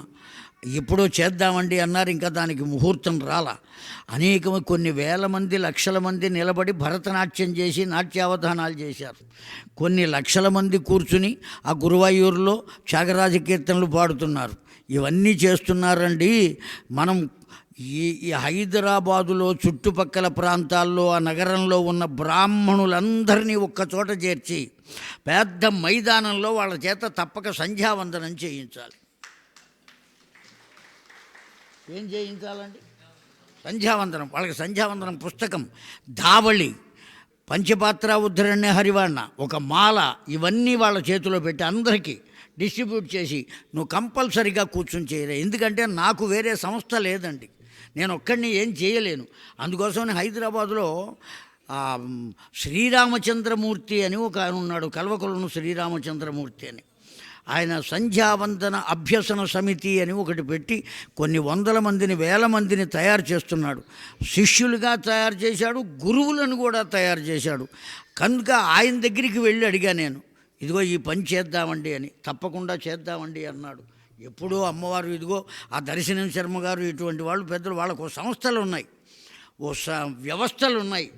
ఇంతమంది ఒక్కచోట కలిసి ఒక్కసారి ఆలోచించి ఓ మంచి ముహూర్తం పెట్టి ఒక్కసారి అనౌన్స్ చేస్తే ఎవడు బ్రాహ్మణుడు ఉన్నాడో తప్పక యజ్ఞోపవీతం ఉండి బ్రాహ్మణుని ఇంట పుట్టాడా వాడు ఆ గ్రౌండ్కి వచ్చి తీరాలి, సంధ్యావందనం చేసి తీరాలి. ఆనాటి నుంచి నేను వదిలిపెట్టకుండా సంధ్యావందనం చేస్తాను అని ఆ గాయత్రి మాతను ముందు ఉంచుకుని ప్రతిజ్ఞ చేయాలి వాడు. ఇది కావలసింది. ఒక్కసారిగా అంతమంది బ్రాహ్మణులు కలిసి ఆ పని చేస్తే గాయత్రి మాత అక్కడే ఉండక ఎక్కడ ఉంటుందండి, ఖచ్చితంగా వస్తుంది. ఇప్పుడు జనమేజయ మహారాజు అదే చెప్పాడండి. ఏమని చెప్పాడు? ఖచ్చితంగా ఈ రాజ్యంలో ఉన్న ప్రతి బ్రాహ్మణుడు నిత్యము ఏం చేయాలి? దేవీ భాగవత పారాయణ చేయాలి. నువ్వు మొత్తం దేవీ భాగవత పారాయణ చేయక్కర్లా, రోజుకొక్క పేజీ పారాయణ చేయి. లోకక్షేమం కోసం చేయి, తప్పక జరిగి తీరుతుందండి. జరగకుండా ఉంటుందా లోకక్షేమం? ప్రతి చోట జరిగితే అలా దేవీ భాగవతం చైవ పఠన్ శృణ్వన్ నిరంతరం, ఆగకుండా నీవు బ్రతికున్నంత వరకు. ఒకవేళ దేవీ భాగవత గ్రంథం మొత్తం 12 స్కంధాలు అయిపోయినాయి, 18,000 శ్లోకాలు అయిపోయినాయి, మళ్ళీ మొదలుపెట్టు. వదిలిపెట్టను మాత్రం వదిలిపెట్ట మాకు, ఆ విధంగా చెయ్యవయ్యా అన్నారండి. అర్థమైందా అండి? ఆ దేవీ భాగవతం మీరు కూడా ఇక్కడ విన్నారు కనుక ఉన్నటువంటి పెద్దలంతా ప్రయత్నం చేసైనా దేవీ భాగవత గ్రంథాన్ని కొనుక్కోండి. ఆడవారు అయినా సరే, మగవారు అయినా సరే. ఆడవాళ్ళు చదవకూడదనేవి లేదండి. చక్కగా స్నానం చేసిన వెంటనే ఆ మందిరం ముందు కూర్చుని ఒక్క పేజీ అయినా సరే, ఆ వచనంలో ఉన్న దేవీ భాగవతం అయినా సరే వదిలిపెట్టకుండా చదవటానికి ఆలోచన తీసుకోండి అని మనవి చేస్తున్నాం మొత్తం అందరికీ కూడా, ఇక్కడ ఉన్న వాళ్ళకి. అలా కనుక చేసినట్టయితే ఎంత దివ్యమవుతుందండి. ఆ దేవీ భాగవతం యొక్క మహిమ చెబుతున్నారు. అర్ధశ్లోకాత్మకం ఎత్తు దేవీ వక్త్రబ్జ నిర్గతం శ్రీమద్భాగవతం నామ వేద సిద్ధాంతబోధకం. ఎప్పుడైతే దేవీ భాగవతాన్ని నువ్వు పారాయణ చేస్తావో వేద పారాయణ చేసిన దానితో సమానం. ఆ దేవీ భాగవత హోమం కనుక ఎప్పుడైతే చేస్తావో, దేంతో హోమం చేయాలి? ఆ శ్లోకాలతో హోమం చేయాలి. శ్లోకానికి హోమం లేదు, కేవలం మంత్రానికి మాత్రమే హోమం ఉన్నదండి. మనం హోమం చేయాలి అంటే మంత్రంతోనే చేయాలి. కాకపోతే కలిప్రభావం చేత ఇప్పుడు శ్లోకానికి కూడా చేస్తున్నారు. సుందరకాండ హోమాలు చేసేవాళ్ళు ఉన్నారండి. వాస్తవానికి సుందరకాండ హోమం చెయ్యరాదండి. ఆంజనేయ స్వామి మూలమంత్రంతో చెయ్యి, లేదా మన్యు సూక్తంతో చెయ్యి. అంతేగాని శ్లోకంతో చేయటం ఏమిటండి? ఇంతకన్నా పోని కనీసం శ్లోకంతో చేశారు, అంతకన్నా ఘోరం ఏమిటో తెలుసునా అండి? సుందరకాండ పురాణం చెప్పడానికి పిలిచారు నన్ను. ఒక్కరోజే ఆ సుందరకాండ మొత్తం చెప్పాలి. ఏం జరుగుతోందయ్యా? యజ్ఞం జరుగుతోందయ్యా. ఏం జరుగుతుందో చూద్దామని వెళ్ళా. పురాణం చెబితే మరి డబ్బులు వస్తాయి కదా, వెళ్ళాం. తీరా అక్కడికి వెడితే ఎవరు కూర్చున్నారు అంటే ఎవరో కూర్చోకూడని వాళ్ళందరూ కూర్చున్నారు. 108 హోమకుండాలు. అవో యతీశ్వరుడు వచ్చారు అక్కడికి. యజ్ఞోపవీతాలు తెప్పించారండి. మొత్తం అందరినీ చెయ్యెత్తండిరా అన్నాడు ఆయన. మొత్తం చెయ్యెత్తేశారు, దేనికో ఎత్తినట్టు. ఆ యజ్ఞోపవీతాలు వేసేశారు వాళ్ళకి. తీరా హోమం దేంతో చేస్తున్నారయ్యా? అతులిత బలధామం స్వర్ణశీలాపదేహం తనుజవన కృశానం జ్ఞానినామగ్రగణ్యం స్వాహా.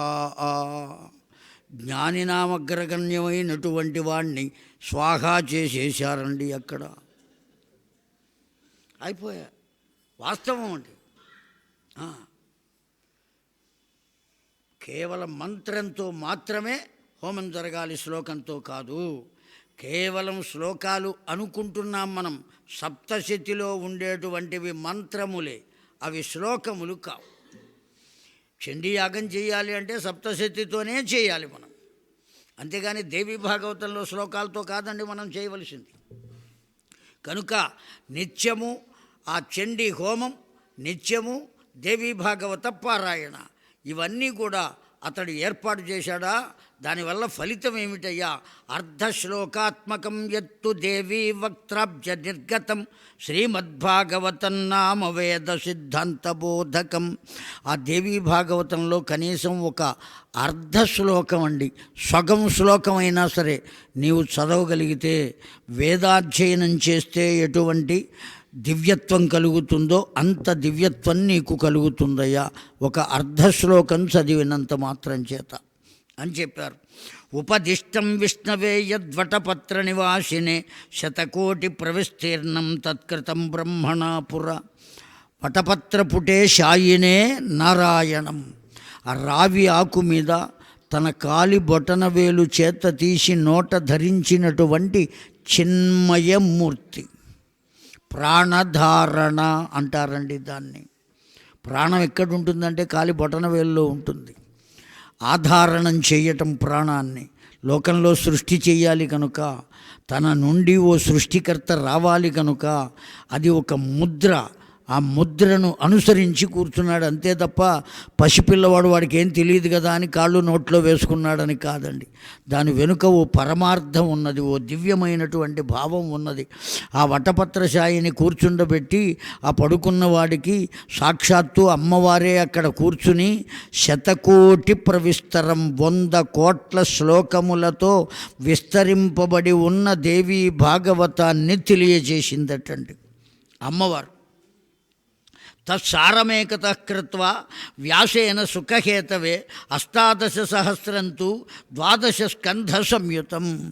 ఆ శతకోటి ప్రవిస్తరమైనటువంటి ఆ దేవీ భాగవతాన్ని వ్యాస భగవానుడు, లోకంలో ఉండేటువంటి మానవులంతా అర్ధాయుష్కులు కదండి, మన ఆయుర్దాయం ఎంతవరకు ఉన్నదో మనకేమన్నా తెలుసునా? భాగవతంలో ఓ గొప్ప మాట చెప్పారు, పరీక్షణ్ మహారాజు చాలా అదృష్టవంతుడు అని.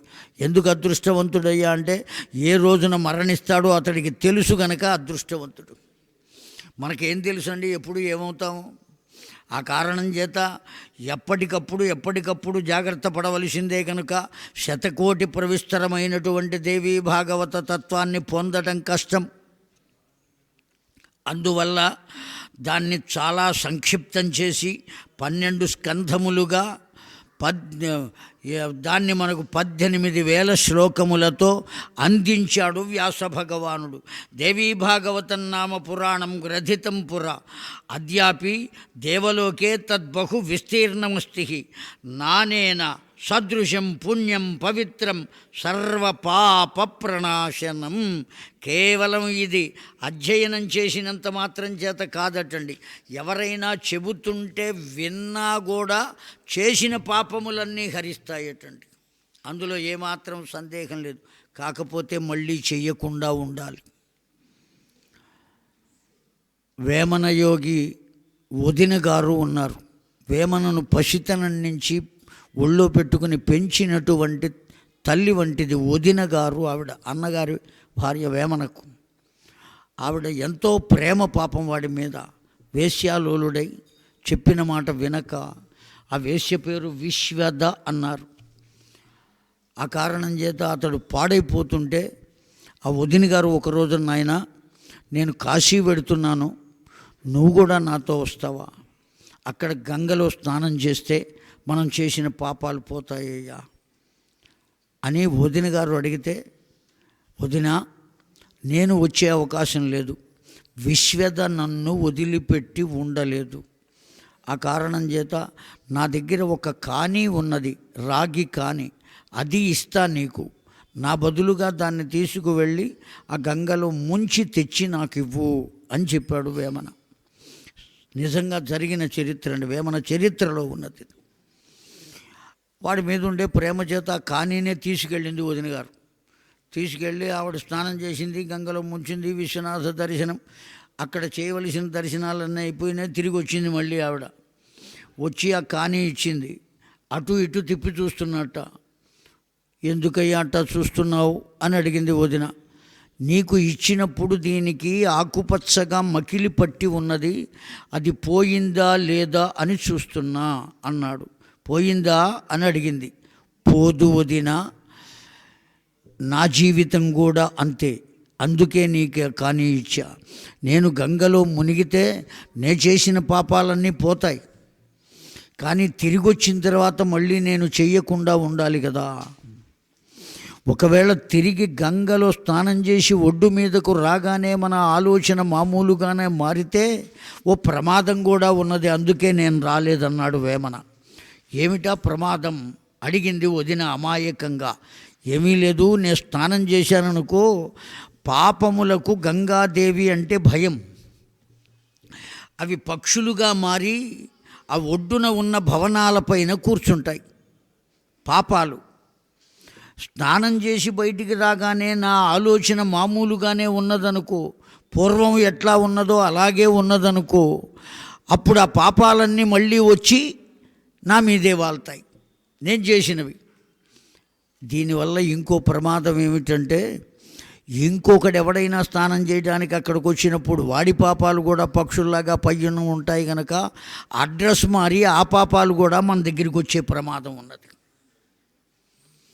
కనుక మనస్సు మారితేనే మార్గం ఉంటుంది తప్ప ఎక్కడో మునిగినంత మాత్రం చేత మార్గం ఉండదు. అక్కడ మునిగినంత మాత్రం చేత సర్వాన్ని మనం పొందుతామండి. మళ్ళీ ఏ స్థితిలో ఉండాలి? ఒక్క పాపం కూడా చెయ్యకుండా ఉండాలి. పాపపు ఆలోచన మనస్సులో కూడా ఉండకూడదు. మనస, వాచ, కర్మణ, ఈ 3 విధాలుగా కూడా మనం పాపం చేయకుండా అత్యంత జాగరూకతతో ఉండాలి. తెలిసి చేసినా తెలియక చేసినా పాపం పాపమే.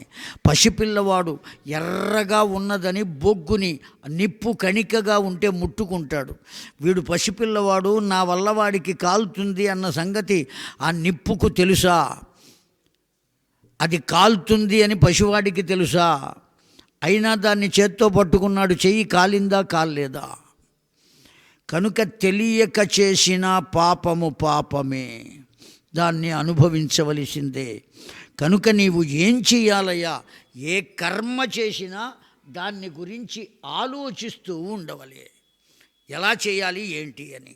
అందువల్ల నీవు కేవలం ఈ దేవి భాగవతాన్ని పారాయణ చేయి. ఏ కర్మ చేయి, మాకు పారాయణ చేస్తే చాలు. ఎటువంటి స్థితి కలుగుతుంది? పదే పదే అశ్వమేధస్య ఫలమాప్నోతి మానవః. కలియుగంలో అశ్వమేధ యాగం, రాజసూయ యాగం, ఈ 2 నిషేధం. అశ్వమేధ యాగం ఒకానొకప్పుడు మా చిన్నతనంలో హైదరాబాద్లో చేశాడు బ్రాహ్మణుడు. 3 నెలలు తిరగక ముందు మరణించాడండి. అశ్వమేధయాగం చేయరాదు, కలియుగంలో నిషేధం అవి. ఆ కారణం చేత ఇప్పుడు మనము అశ్వమేధయాగం చెయ్యకుండా ఫలితాన్ని ఎలా పొందాలి అంటే దేవీ భాగవత శ్రవణం వల్ల, దేవీ భాగవత పఠనం వల్ల, మననం వల్ల ఆ అశ్వమేధయాగ ఫలితాన్ని మనం పొందుతామండి. పౌరాణికం పూజయిత్వా వస్త్రాద్యాభరణాధిపి వ్యాసబుద్ధ్య. ఏం చేయాలో చెప్పాడు ఇక్కడ. కేవలం నాకు చెయ్యడం కోసం చెప్పట్లేదు, ఉన్న శ్లోకాలు ఉన్నట్టుగా చెబుతున్నా. ఎందుకంటే చెప్పాలి కనుక. వ్యాసబుద్ధ్యా తన్ముఖాత్తు శృత్యైవ తత్ సముపోషిత లిఖిత్వా నిజహస్తేన లేఖేన అథవా మునే ప్రౌష్ట పద్యాం పౌర్ణమాస్యాం హేమసింహాసనమన్వితం దద్యాత్ పౌరాణికాయాః అథ దక్షిణాయాంచ పయస్వినీం సాలంకృతాం సవత్సాంచ కపిలాం హేమమాలినీం భోజయేద్ బ్రాహ్మణానంతే అపి అధ్యాయ పరిసంహితాన్ సువాసినీస్తావతీశ్చ కుమారీర్వటుకైః సహ దేవీ బుద్ధ్యా పూజయేత్తాః అనుసరంతి తే ఆభరణాధిభిః పాయసాన్నవరేణాపి గంధ స్రక్ కుసుమాధిభిః పాయసాన్న ఆవరణేన పురాణ దానేనైతే భూదానస్య ఫలం లభేత్. జై జగదంబ విశ్వపాలిని మాతకు జై. ఎవరైతే ఈ దేవీ భాగవత గాథను ప్రవచనం చేసి అందరికీ వినిపిస్తారో, ఆ ప్రవచనం చేసినటువంటి వ్యక్తి ఎవరైనా, ఎటువంటి వాడైనా అతన్ని వ్యాస భగవానునిగా భావించి సింహాసనము పైన కూర్చుండబెట్టి బంగారు సింహాసనమును దానముగా ఇవ్వాలటండి. ఆ బ్రాహ్మణునకు బంగారపు సింహాసనం 1,80,000.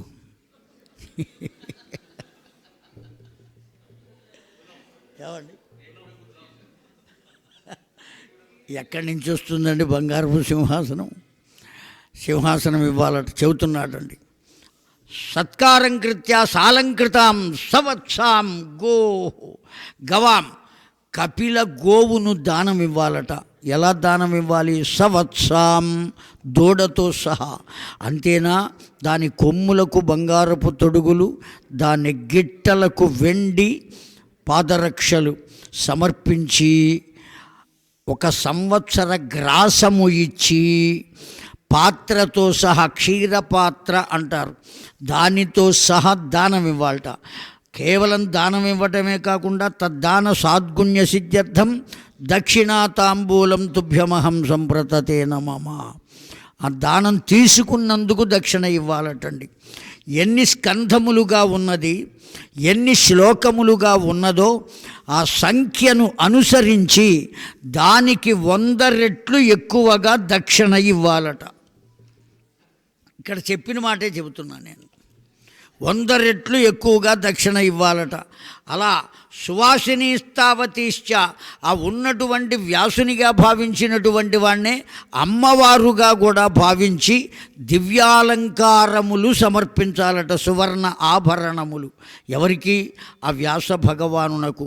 అంతేకాదటండి, ఆ గ్రంథమును శిరమున ధరించి ఊరేగించవలే చెబుతున్నారు ఇక్కడ. మొత్తం ఆ గ్రంథాన్ని శిరమున ధరించి ఆ చెప్పినటువంటి వారిని ఆ గ్రంథమును ఊరేగించాలట. ఊరేగించిన తరువాత ఆ గ్రంథమును దానముగా ఇవ్వాలట. ఒక్క దేవీ భాగవత గ్రంథాన్ని కనుక దానం చేస్తే భూదాన ఫలస్య లభేత్. భూదానము చేసిన చక్కని ఉపాయం కదండి, ప్రత్యామ్నాయం కదా మనకు కావాల్సింది. ఇప్పుడు అన్నిటికీ ₹1 బిళ్ళ చెంబులో ఉన్న నీళ్ళల్లో తడిపి ప్రత్యామ్నాయ సిద్ధార్థం, ఆ దాన ప్రత్యామ్నాయ, ఈ దాన ప్రత్యామ్నాయ, అన్నిటికీ ప్రత్యామ్నాయమే. ఇప్పుడు దాని అంతకన్నా తేలిక ఉపాయం చెబుతున్నారు. ఒక్క దేవీ భాగవత గ్రంథాన్ని కనుక దానం చేస్తే భూదాన ఫలితం వస్తుంది అని చెప్పారు. భూదానస్య ఫలం లభేత్ ఇహలోకే సుఖీ భూత్వా అపి అంతే దేవీ పురం వ్రజేత్. ఇహలోకంలో ఆ దేవీ భాగవతాన్ని అలా నిత్యము పారాయణ చేయటం చేత, ఎవరైనా చెబుతుంటే శ్రవణం చేయటం చేత, ఆ గ్రంథాన్ని దానం చేయటం చేత, అతన్ని వ్యాస భగవానునిగా భావించి అర్చించిన కారణం కారణం చేత మనం ఈ లోకంలో అనేకములైనటువంటి సుఖాలను పొంది అంత్యములో మణిపురమునే చేరదము. అందులో ఏమాత్రం సందేహం లేదండి. ఇంకో లోకానికి, స్వర్గాన్ని ఎప్పుడు కోరుకోకూడదండి. స్వర్గానికి వెడితే ఏమొస్తుందండి? సుఖాలు వస్తాయి. క్షీణే పుణ్యే మర్త్యలోకం విశంతి. ఆ పుణ్యం కాస్త అయిపోయిందా, ఎక్కడికి వస్తాం? మళ్ళీ భూలోకానికే వస్తాం. పునరపి జననం పునరపి మరణం పునరపి జననీ జఠరే శయనం ఇక సంసారే బహుదుస్తారే కృపయా పారే పాహి మురారే. ఏం చేస్తామండి? కాలం ఎట్లా ఉన్నదంటే, ఓ పెద్ద మనిషి చాలా గొప్పవాడండి. ఆయన కూడా ఏమన్నాడో తెలుసునా? భజ గోవిందం భజ గోవిందం గోవిందం భజ మూఢమతే అని కదా శంకరుల వారు చెప్పింది. శంకరుల వారి మాట ఎందుకన్నారో తెలుసునా? ఆయన గురువు గోవిందపాదుల వారు. అందుకని మా గురువుని మీరు కూడా పూజించండి అని భజ గోవిందం అన్నాడే తప్ప గోవిందుణ్ణి గురించి కాదయ్యా అన్నాడండి. శంకర భగవత్పాదుల వారంటే వాడికి అంత కోపం. వాడు అంటంలో ఏం దోషం లేదు అని నా భావన. ఎన్ని రకాల కాంట్రవర్సీలండి. ఏమని చెప్తాం? చాలా జాగ్రత్త వహించాలండి ఆ విషయంలో. ఇతరమైనటువంటి మతాలు ఎలా వ్యాప్తి చెందుతున్నాయో దాన్ని కూడా ఒక మతంగా ఏర్పాటు చేసి వ్యాపకం చేయటం కోసం ప్రయత్నం జరుగుతోంది లోకంలో. సర్వమానవ జాతి ఒక్కటి అనేటువంటి భావన రావాలి. ఎవరి నియమము వాళ్ళు అనుసరించి బ్రతకాలి. అంతే కదండి. ఎవరి నియమం వాళ్ళు ఆచరించి బ్రతకాలి. ఆ నియమాన్ని అవయవాలన్నీ ఈ శరీరంలోనే ఉన్నాయి. కన్ను, ముక్కు, నోరు, నాలుక, చెవులు, చేతులు, కాళ్ళు అన్నీ ఒకే శరీరంలో ఉన్నాయి కదండి. అట్లాగే ఒకే భూమి మీద అనేక తత్వములకు సంబంధించినటువంటి మానవులు బ్రతుకుతున్నారు. కానీ ఒక్క శరీరం ఎట్లా ఉన్నదో అన్నిటికీ ఒక్క జీవిగా బ్రతకాలి అందరూ. ముక్కు పని ముక్కే చేస్తుంది, నోరు పని నోరే చేస్తుందండి. ఎప్పుడు నోటితోనే తింటున్నాను కదా, ఇవాళ చక్కగా పండు మిరప్పళ్ళ కారం ఎర్రగా వర్రగా కలిపి ముక్కుతో తిందాం అనుకున్నాడు అనుకోండి, చచ్చి ఊరుకుంటాడు. నోటితోనే తినాలి. అలాగే బ్రాహ్మణుని నియమము బ్రాహ్మణునిదే, క్షత్రియుని నియమం క్షత్రియునిదే, వైశ్యుని నియమం వైశ్యునిదే, శూద్రుని నియమం శూద్రునిదే. ఈ నలుగురు కలిసి ఒక్కటిగా బ్రతకటమే భారతీయ సనాతన ధర్మం. అలా బ్రతకాలి, ఆ విధంగా ఉండగలగాలి. దాన్ని లోకానికి తెలియచేయాలి. అప్పుడు వీడంటే వాడికి బాధ, వాడంటే వీడికి బాధ, ఈ కక్ష కార్పుణ్యం ఇవేవి ఉండవండి. అసలైన రహస్యాన్ని చెప్పకుండా అనేక రకాలైనటువంటి విషయాలు ఏవో చెప్పి ప్రయోజనం ఏముందండి? పాండిత్యం బయటపడుతుందేమో కానీ ప్రయోజనం మృగ్యమైపోతుంది. సామాజిక ప్రయోజనం కావాలి. అందువల్లనే ప్రతి ఒక్కళ్ళను ఆ బ్రాహ్మణులకు జనమేజయుడు చెప్పినా ఏమని చెప్పాడు? లోకక్షేమం కోసం చెయ్యండి అని చెప్పాడే తప్ప మీ అందరి క్షేమం కోసం మీరు చేసుకోండి అని చెప్పలేదండి. కనుకనే ఇవాళకి కూడా ప్రతి బ్రాహ్మణుడు సంధ్యావందనం చేసినా ఏతత్ఫలం తత్సత్ లోక కళ్యాణార్థం తత్సత్ బ్రహ్మార్పణమస్తు అని వదిలిపెడతాడండి. కనుకనే గోబ్రాహ్మణేభ్యః శుభమస్తు నిత్యం లోకా సమస్తా సుఖినో భవంతు. ఆ గోవు క్షేమంగా ఉంటే, బ్రాహ్మణుడు క్షేమంగా ఉంటే అతడు చేసిన కర్మఫలాలు లోకక్షేమం కోసం అతడు వదిలిపెడతాడు. కనుక లోకమంతా క్షేమంగా ఉంటుంది కనుక అని చెప్పారు తప్ప ఒక్క బ్రాహ్మణుడు బాగుంటే చాలు మిగతా వాళ్ళు పాడైపోవాలని కాదు దాని వెనుక ఉన్న అర్థం.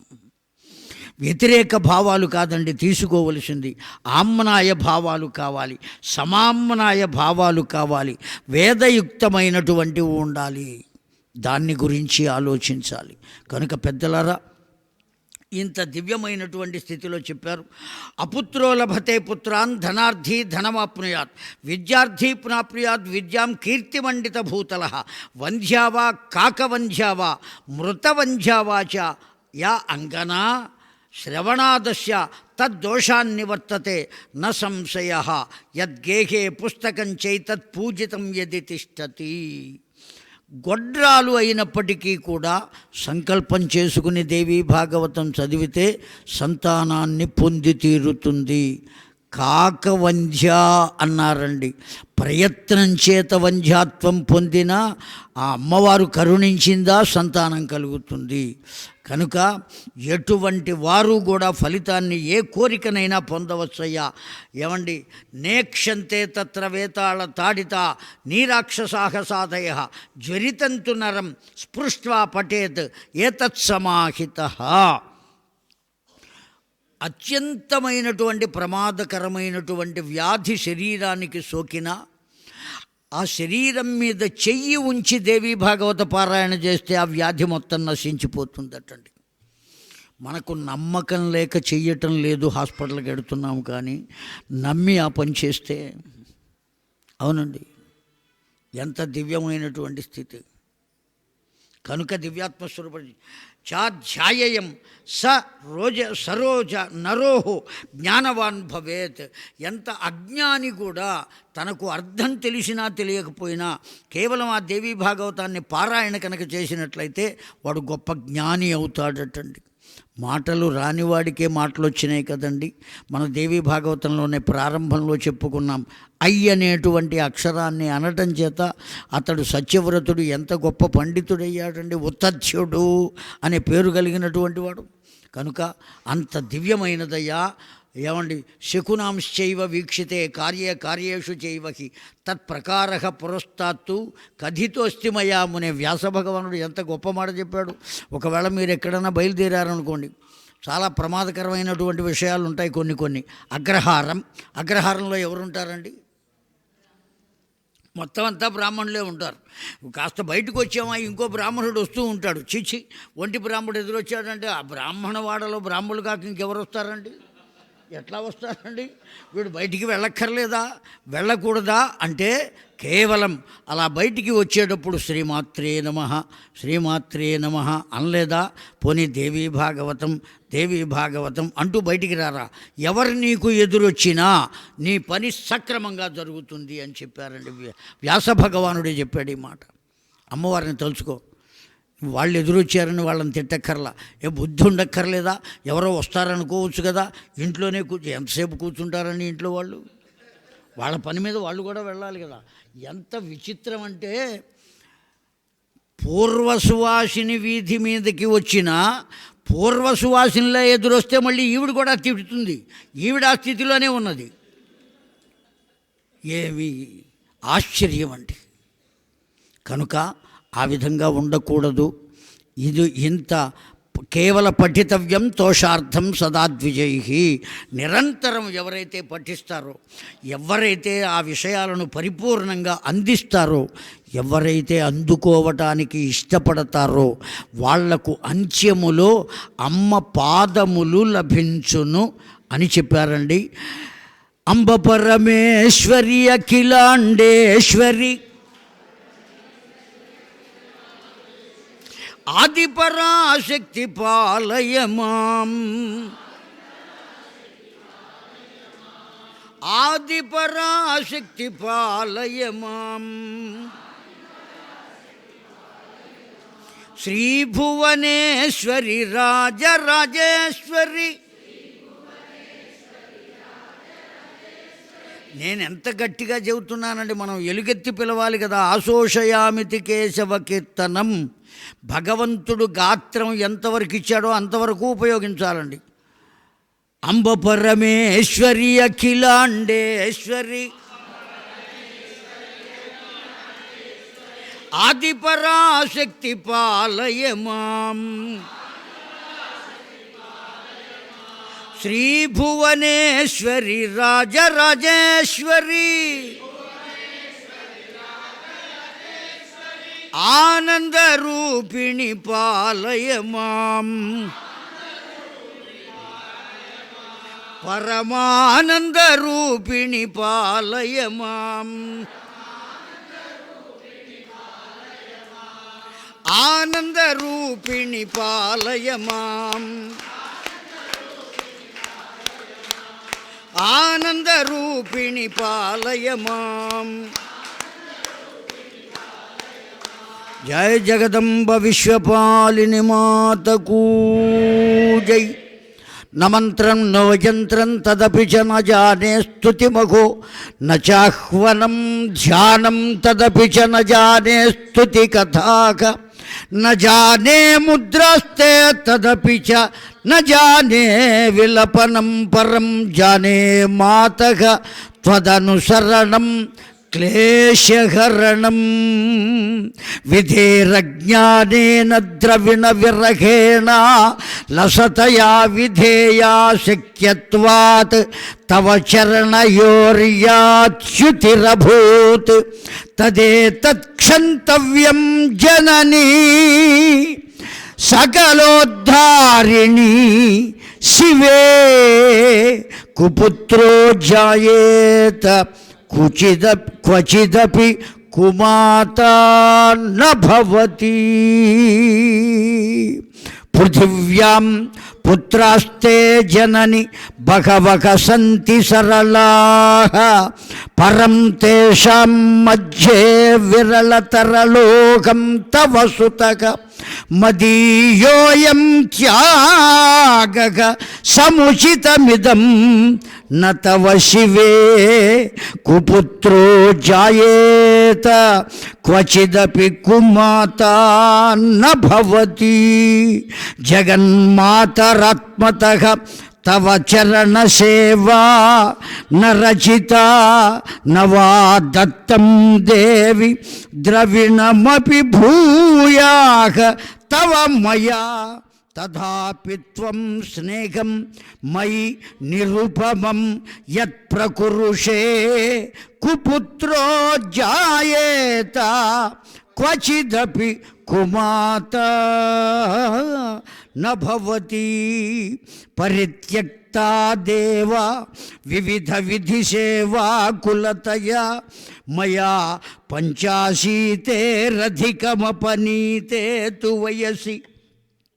ఇదానీం చేన్మాతః తవ యది కృపా నాపి భవితా నిరాలంబో లంబో దరజనని లంబోదరజనని కం యామి శరణం. శ్వపాకో జల్పాకో భవతి మధుపాకోపమగిరా నిరాతంకో రంకో విరహతి చిరం కోటి కనకైః తవాపర్ణే కర్ణే విశతి మనువర్ణే ఫలమిదం జనకో జానీతే జనని జపనీయం జప విధౌ. జననీయం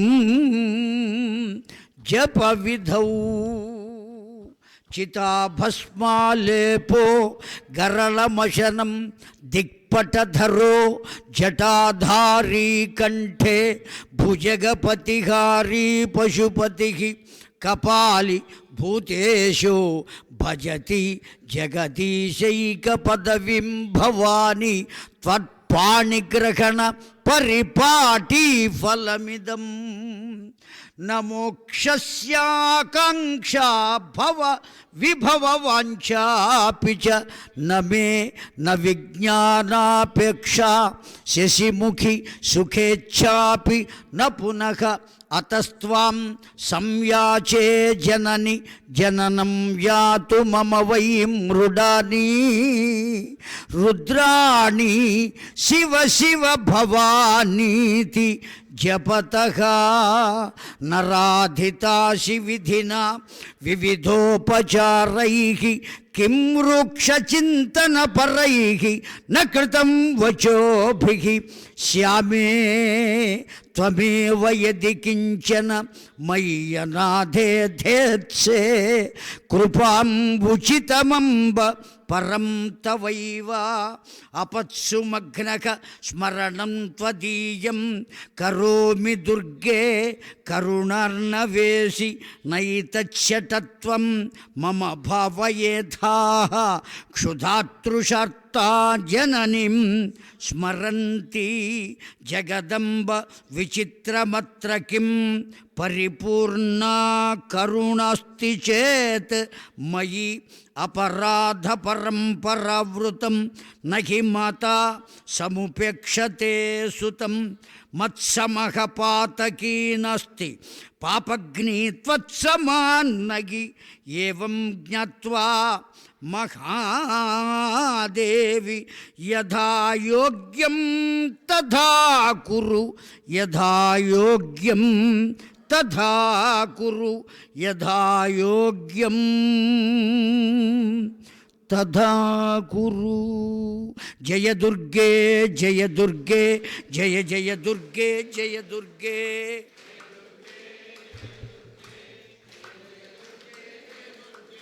జయ జయ దుర్గే జయ దుర్గే జయ జయ దుర్గే జయ దుర్గే. జయ జగదంబ విశ్వపాలిని మాతకూ జై. స్వస్తి స్వస్తి ప్రజాభ్య పరిపాలయంతాం న్యాయేన మార్గేణ మహిం మహిషాః. గోబ్రాహ్మణేభ్యః శుభమస్తు నిత్యం. లోకాః సమస్తాః సుఖినో భవంతు.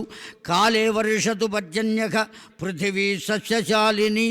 దేశోऽयं క్షోభరహితో బ్రాహ్మణాः సంతు నిర్భయాः. అపుత్రాः పుత్రిణः సంతు పుత్రిణः సంతు పౌత్రిణः. అధనాः సధనాः సంతు జీవంతు శరదాం శతం. కాయేన వాచా మనసేంద్రియైర్వా బుద్ధ్యాత్మనా వా ప్రకృతే స్వభావాత్ కరోమి యద్యత్ సకలం పరస్మై. ఏతత్ శ్రీమద్దేవీ భాగవత మహాపురాణ ప్రవచన శ్రవణ సత్ఫలం లోక కళ్యాణార్థం భ్రమరాంబా సమేత మల్లికార్జున దివ్యచరణారవిందార్పణమస్తు. హరి ఓం తత్సత్. స్వస్తి. మళ్ళీ చెప్పండి మొత్తం అందరూ కలిసి. సర్వచైతన్య రూపాం తాం ఆద్యాం విద్యాంచ ధీమహి బుద్ధిం యా నః ప్రచోదయాత్.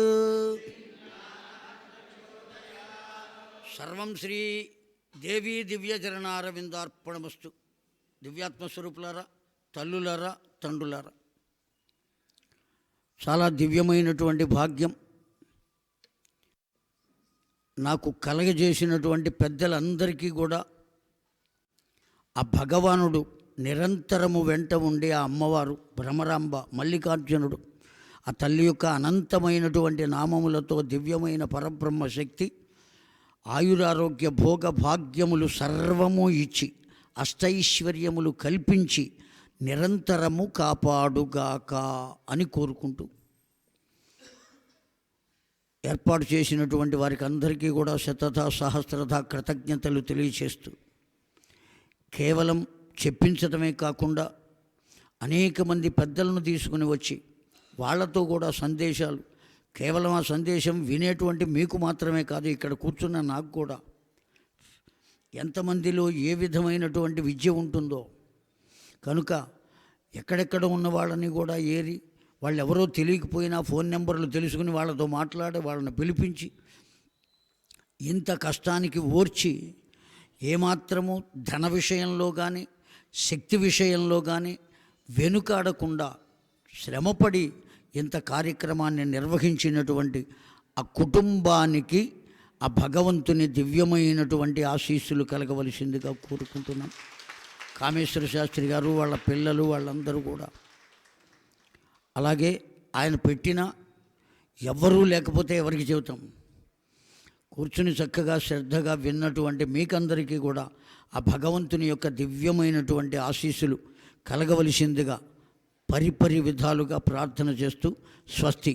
ఒక్క మాట చెప్పండి అందరూ, ఆ మాట అనుకుని వెళ్ళిపోదాం. పూర్ణాహుతికి సిద్ధంగా ఉన్నది.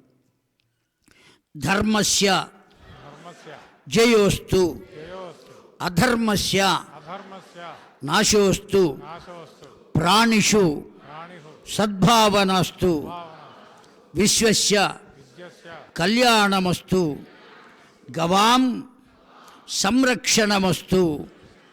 భారతీయ వైదిక సనాతన ధర్మకి భారతీయ వైదిక సనాతన ధర్మకి, భారతీయ వైదిక సనాతన ధర్మకి. అమ్మ అందరూ కూడా గురువుగారి ప్రవచనం పూర్తయింది. మన ఈ 9 రోజుల నవాన్నిక దీక్ష దానికి అనుగుణంగా అంగంగా చేసినటువంటి వేద హవనము, అలాగే చండీ హవనము, దేవీ భాగవత పారాయణ, అలాగే లలితా సహస్రం పారాయణలు కూడా పూర్తయ్యాయి. ఇప్పుడు పూర్ణావతి కార్యక్రమం జరుగుతుంది. పూర్ణావతి అయిన తర్వాత మళ్ళా వచ్చి గురువుగారికి మనం ఈ 9 రోజులు వారి నుంచి విన్నటువంటి దానికి మనం వారికి లఘువుగా మనం పూజా కార్యక్రమం ఏర్పాటు చేసాం. అది చేసుకుని సభ ఏర్పాటు చేసుకుందాం. యజ్ఞప్రసాదం అది కూడా ఇక్కడికి వస్తుంది. పూర్ణావతి అయిపోయిన తర్వాత ఆ యజ్ఞప్రసాదం కోసం మీరు అక్కడ కూర్చోకుండా మళ్ళీ ప్రవచనం హాల్కి వచ్చేసేయండి. మీ దగ్గరికే యజ్ఞప్రసాదము అవభృత నీళ్లు ఇక్కడికి వస్తాయి కనుక దానికోసం మీరు అక్కడ మీరు వెయిట్ చేయక్కర్లేదు, ఇక్కడికి వచ్చేసేయండి. పూర్ణావతికి వచ్చేవాళ్ళు అక్కడికి రండి, రాగలిగిన వాళ్ళంతా కూడా పూర్ణావతికి 2 యాగశాల దగ్గరికి రండి.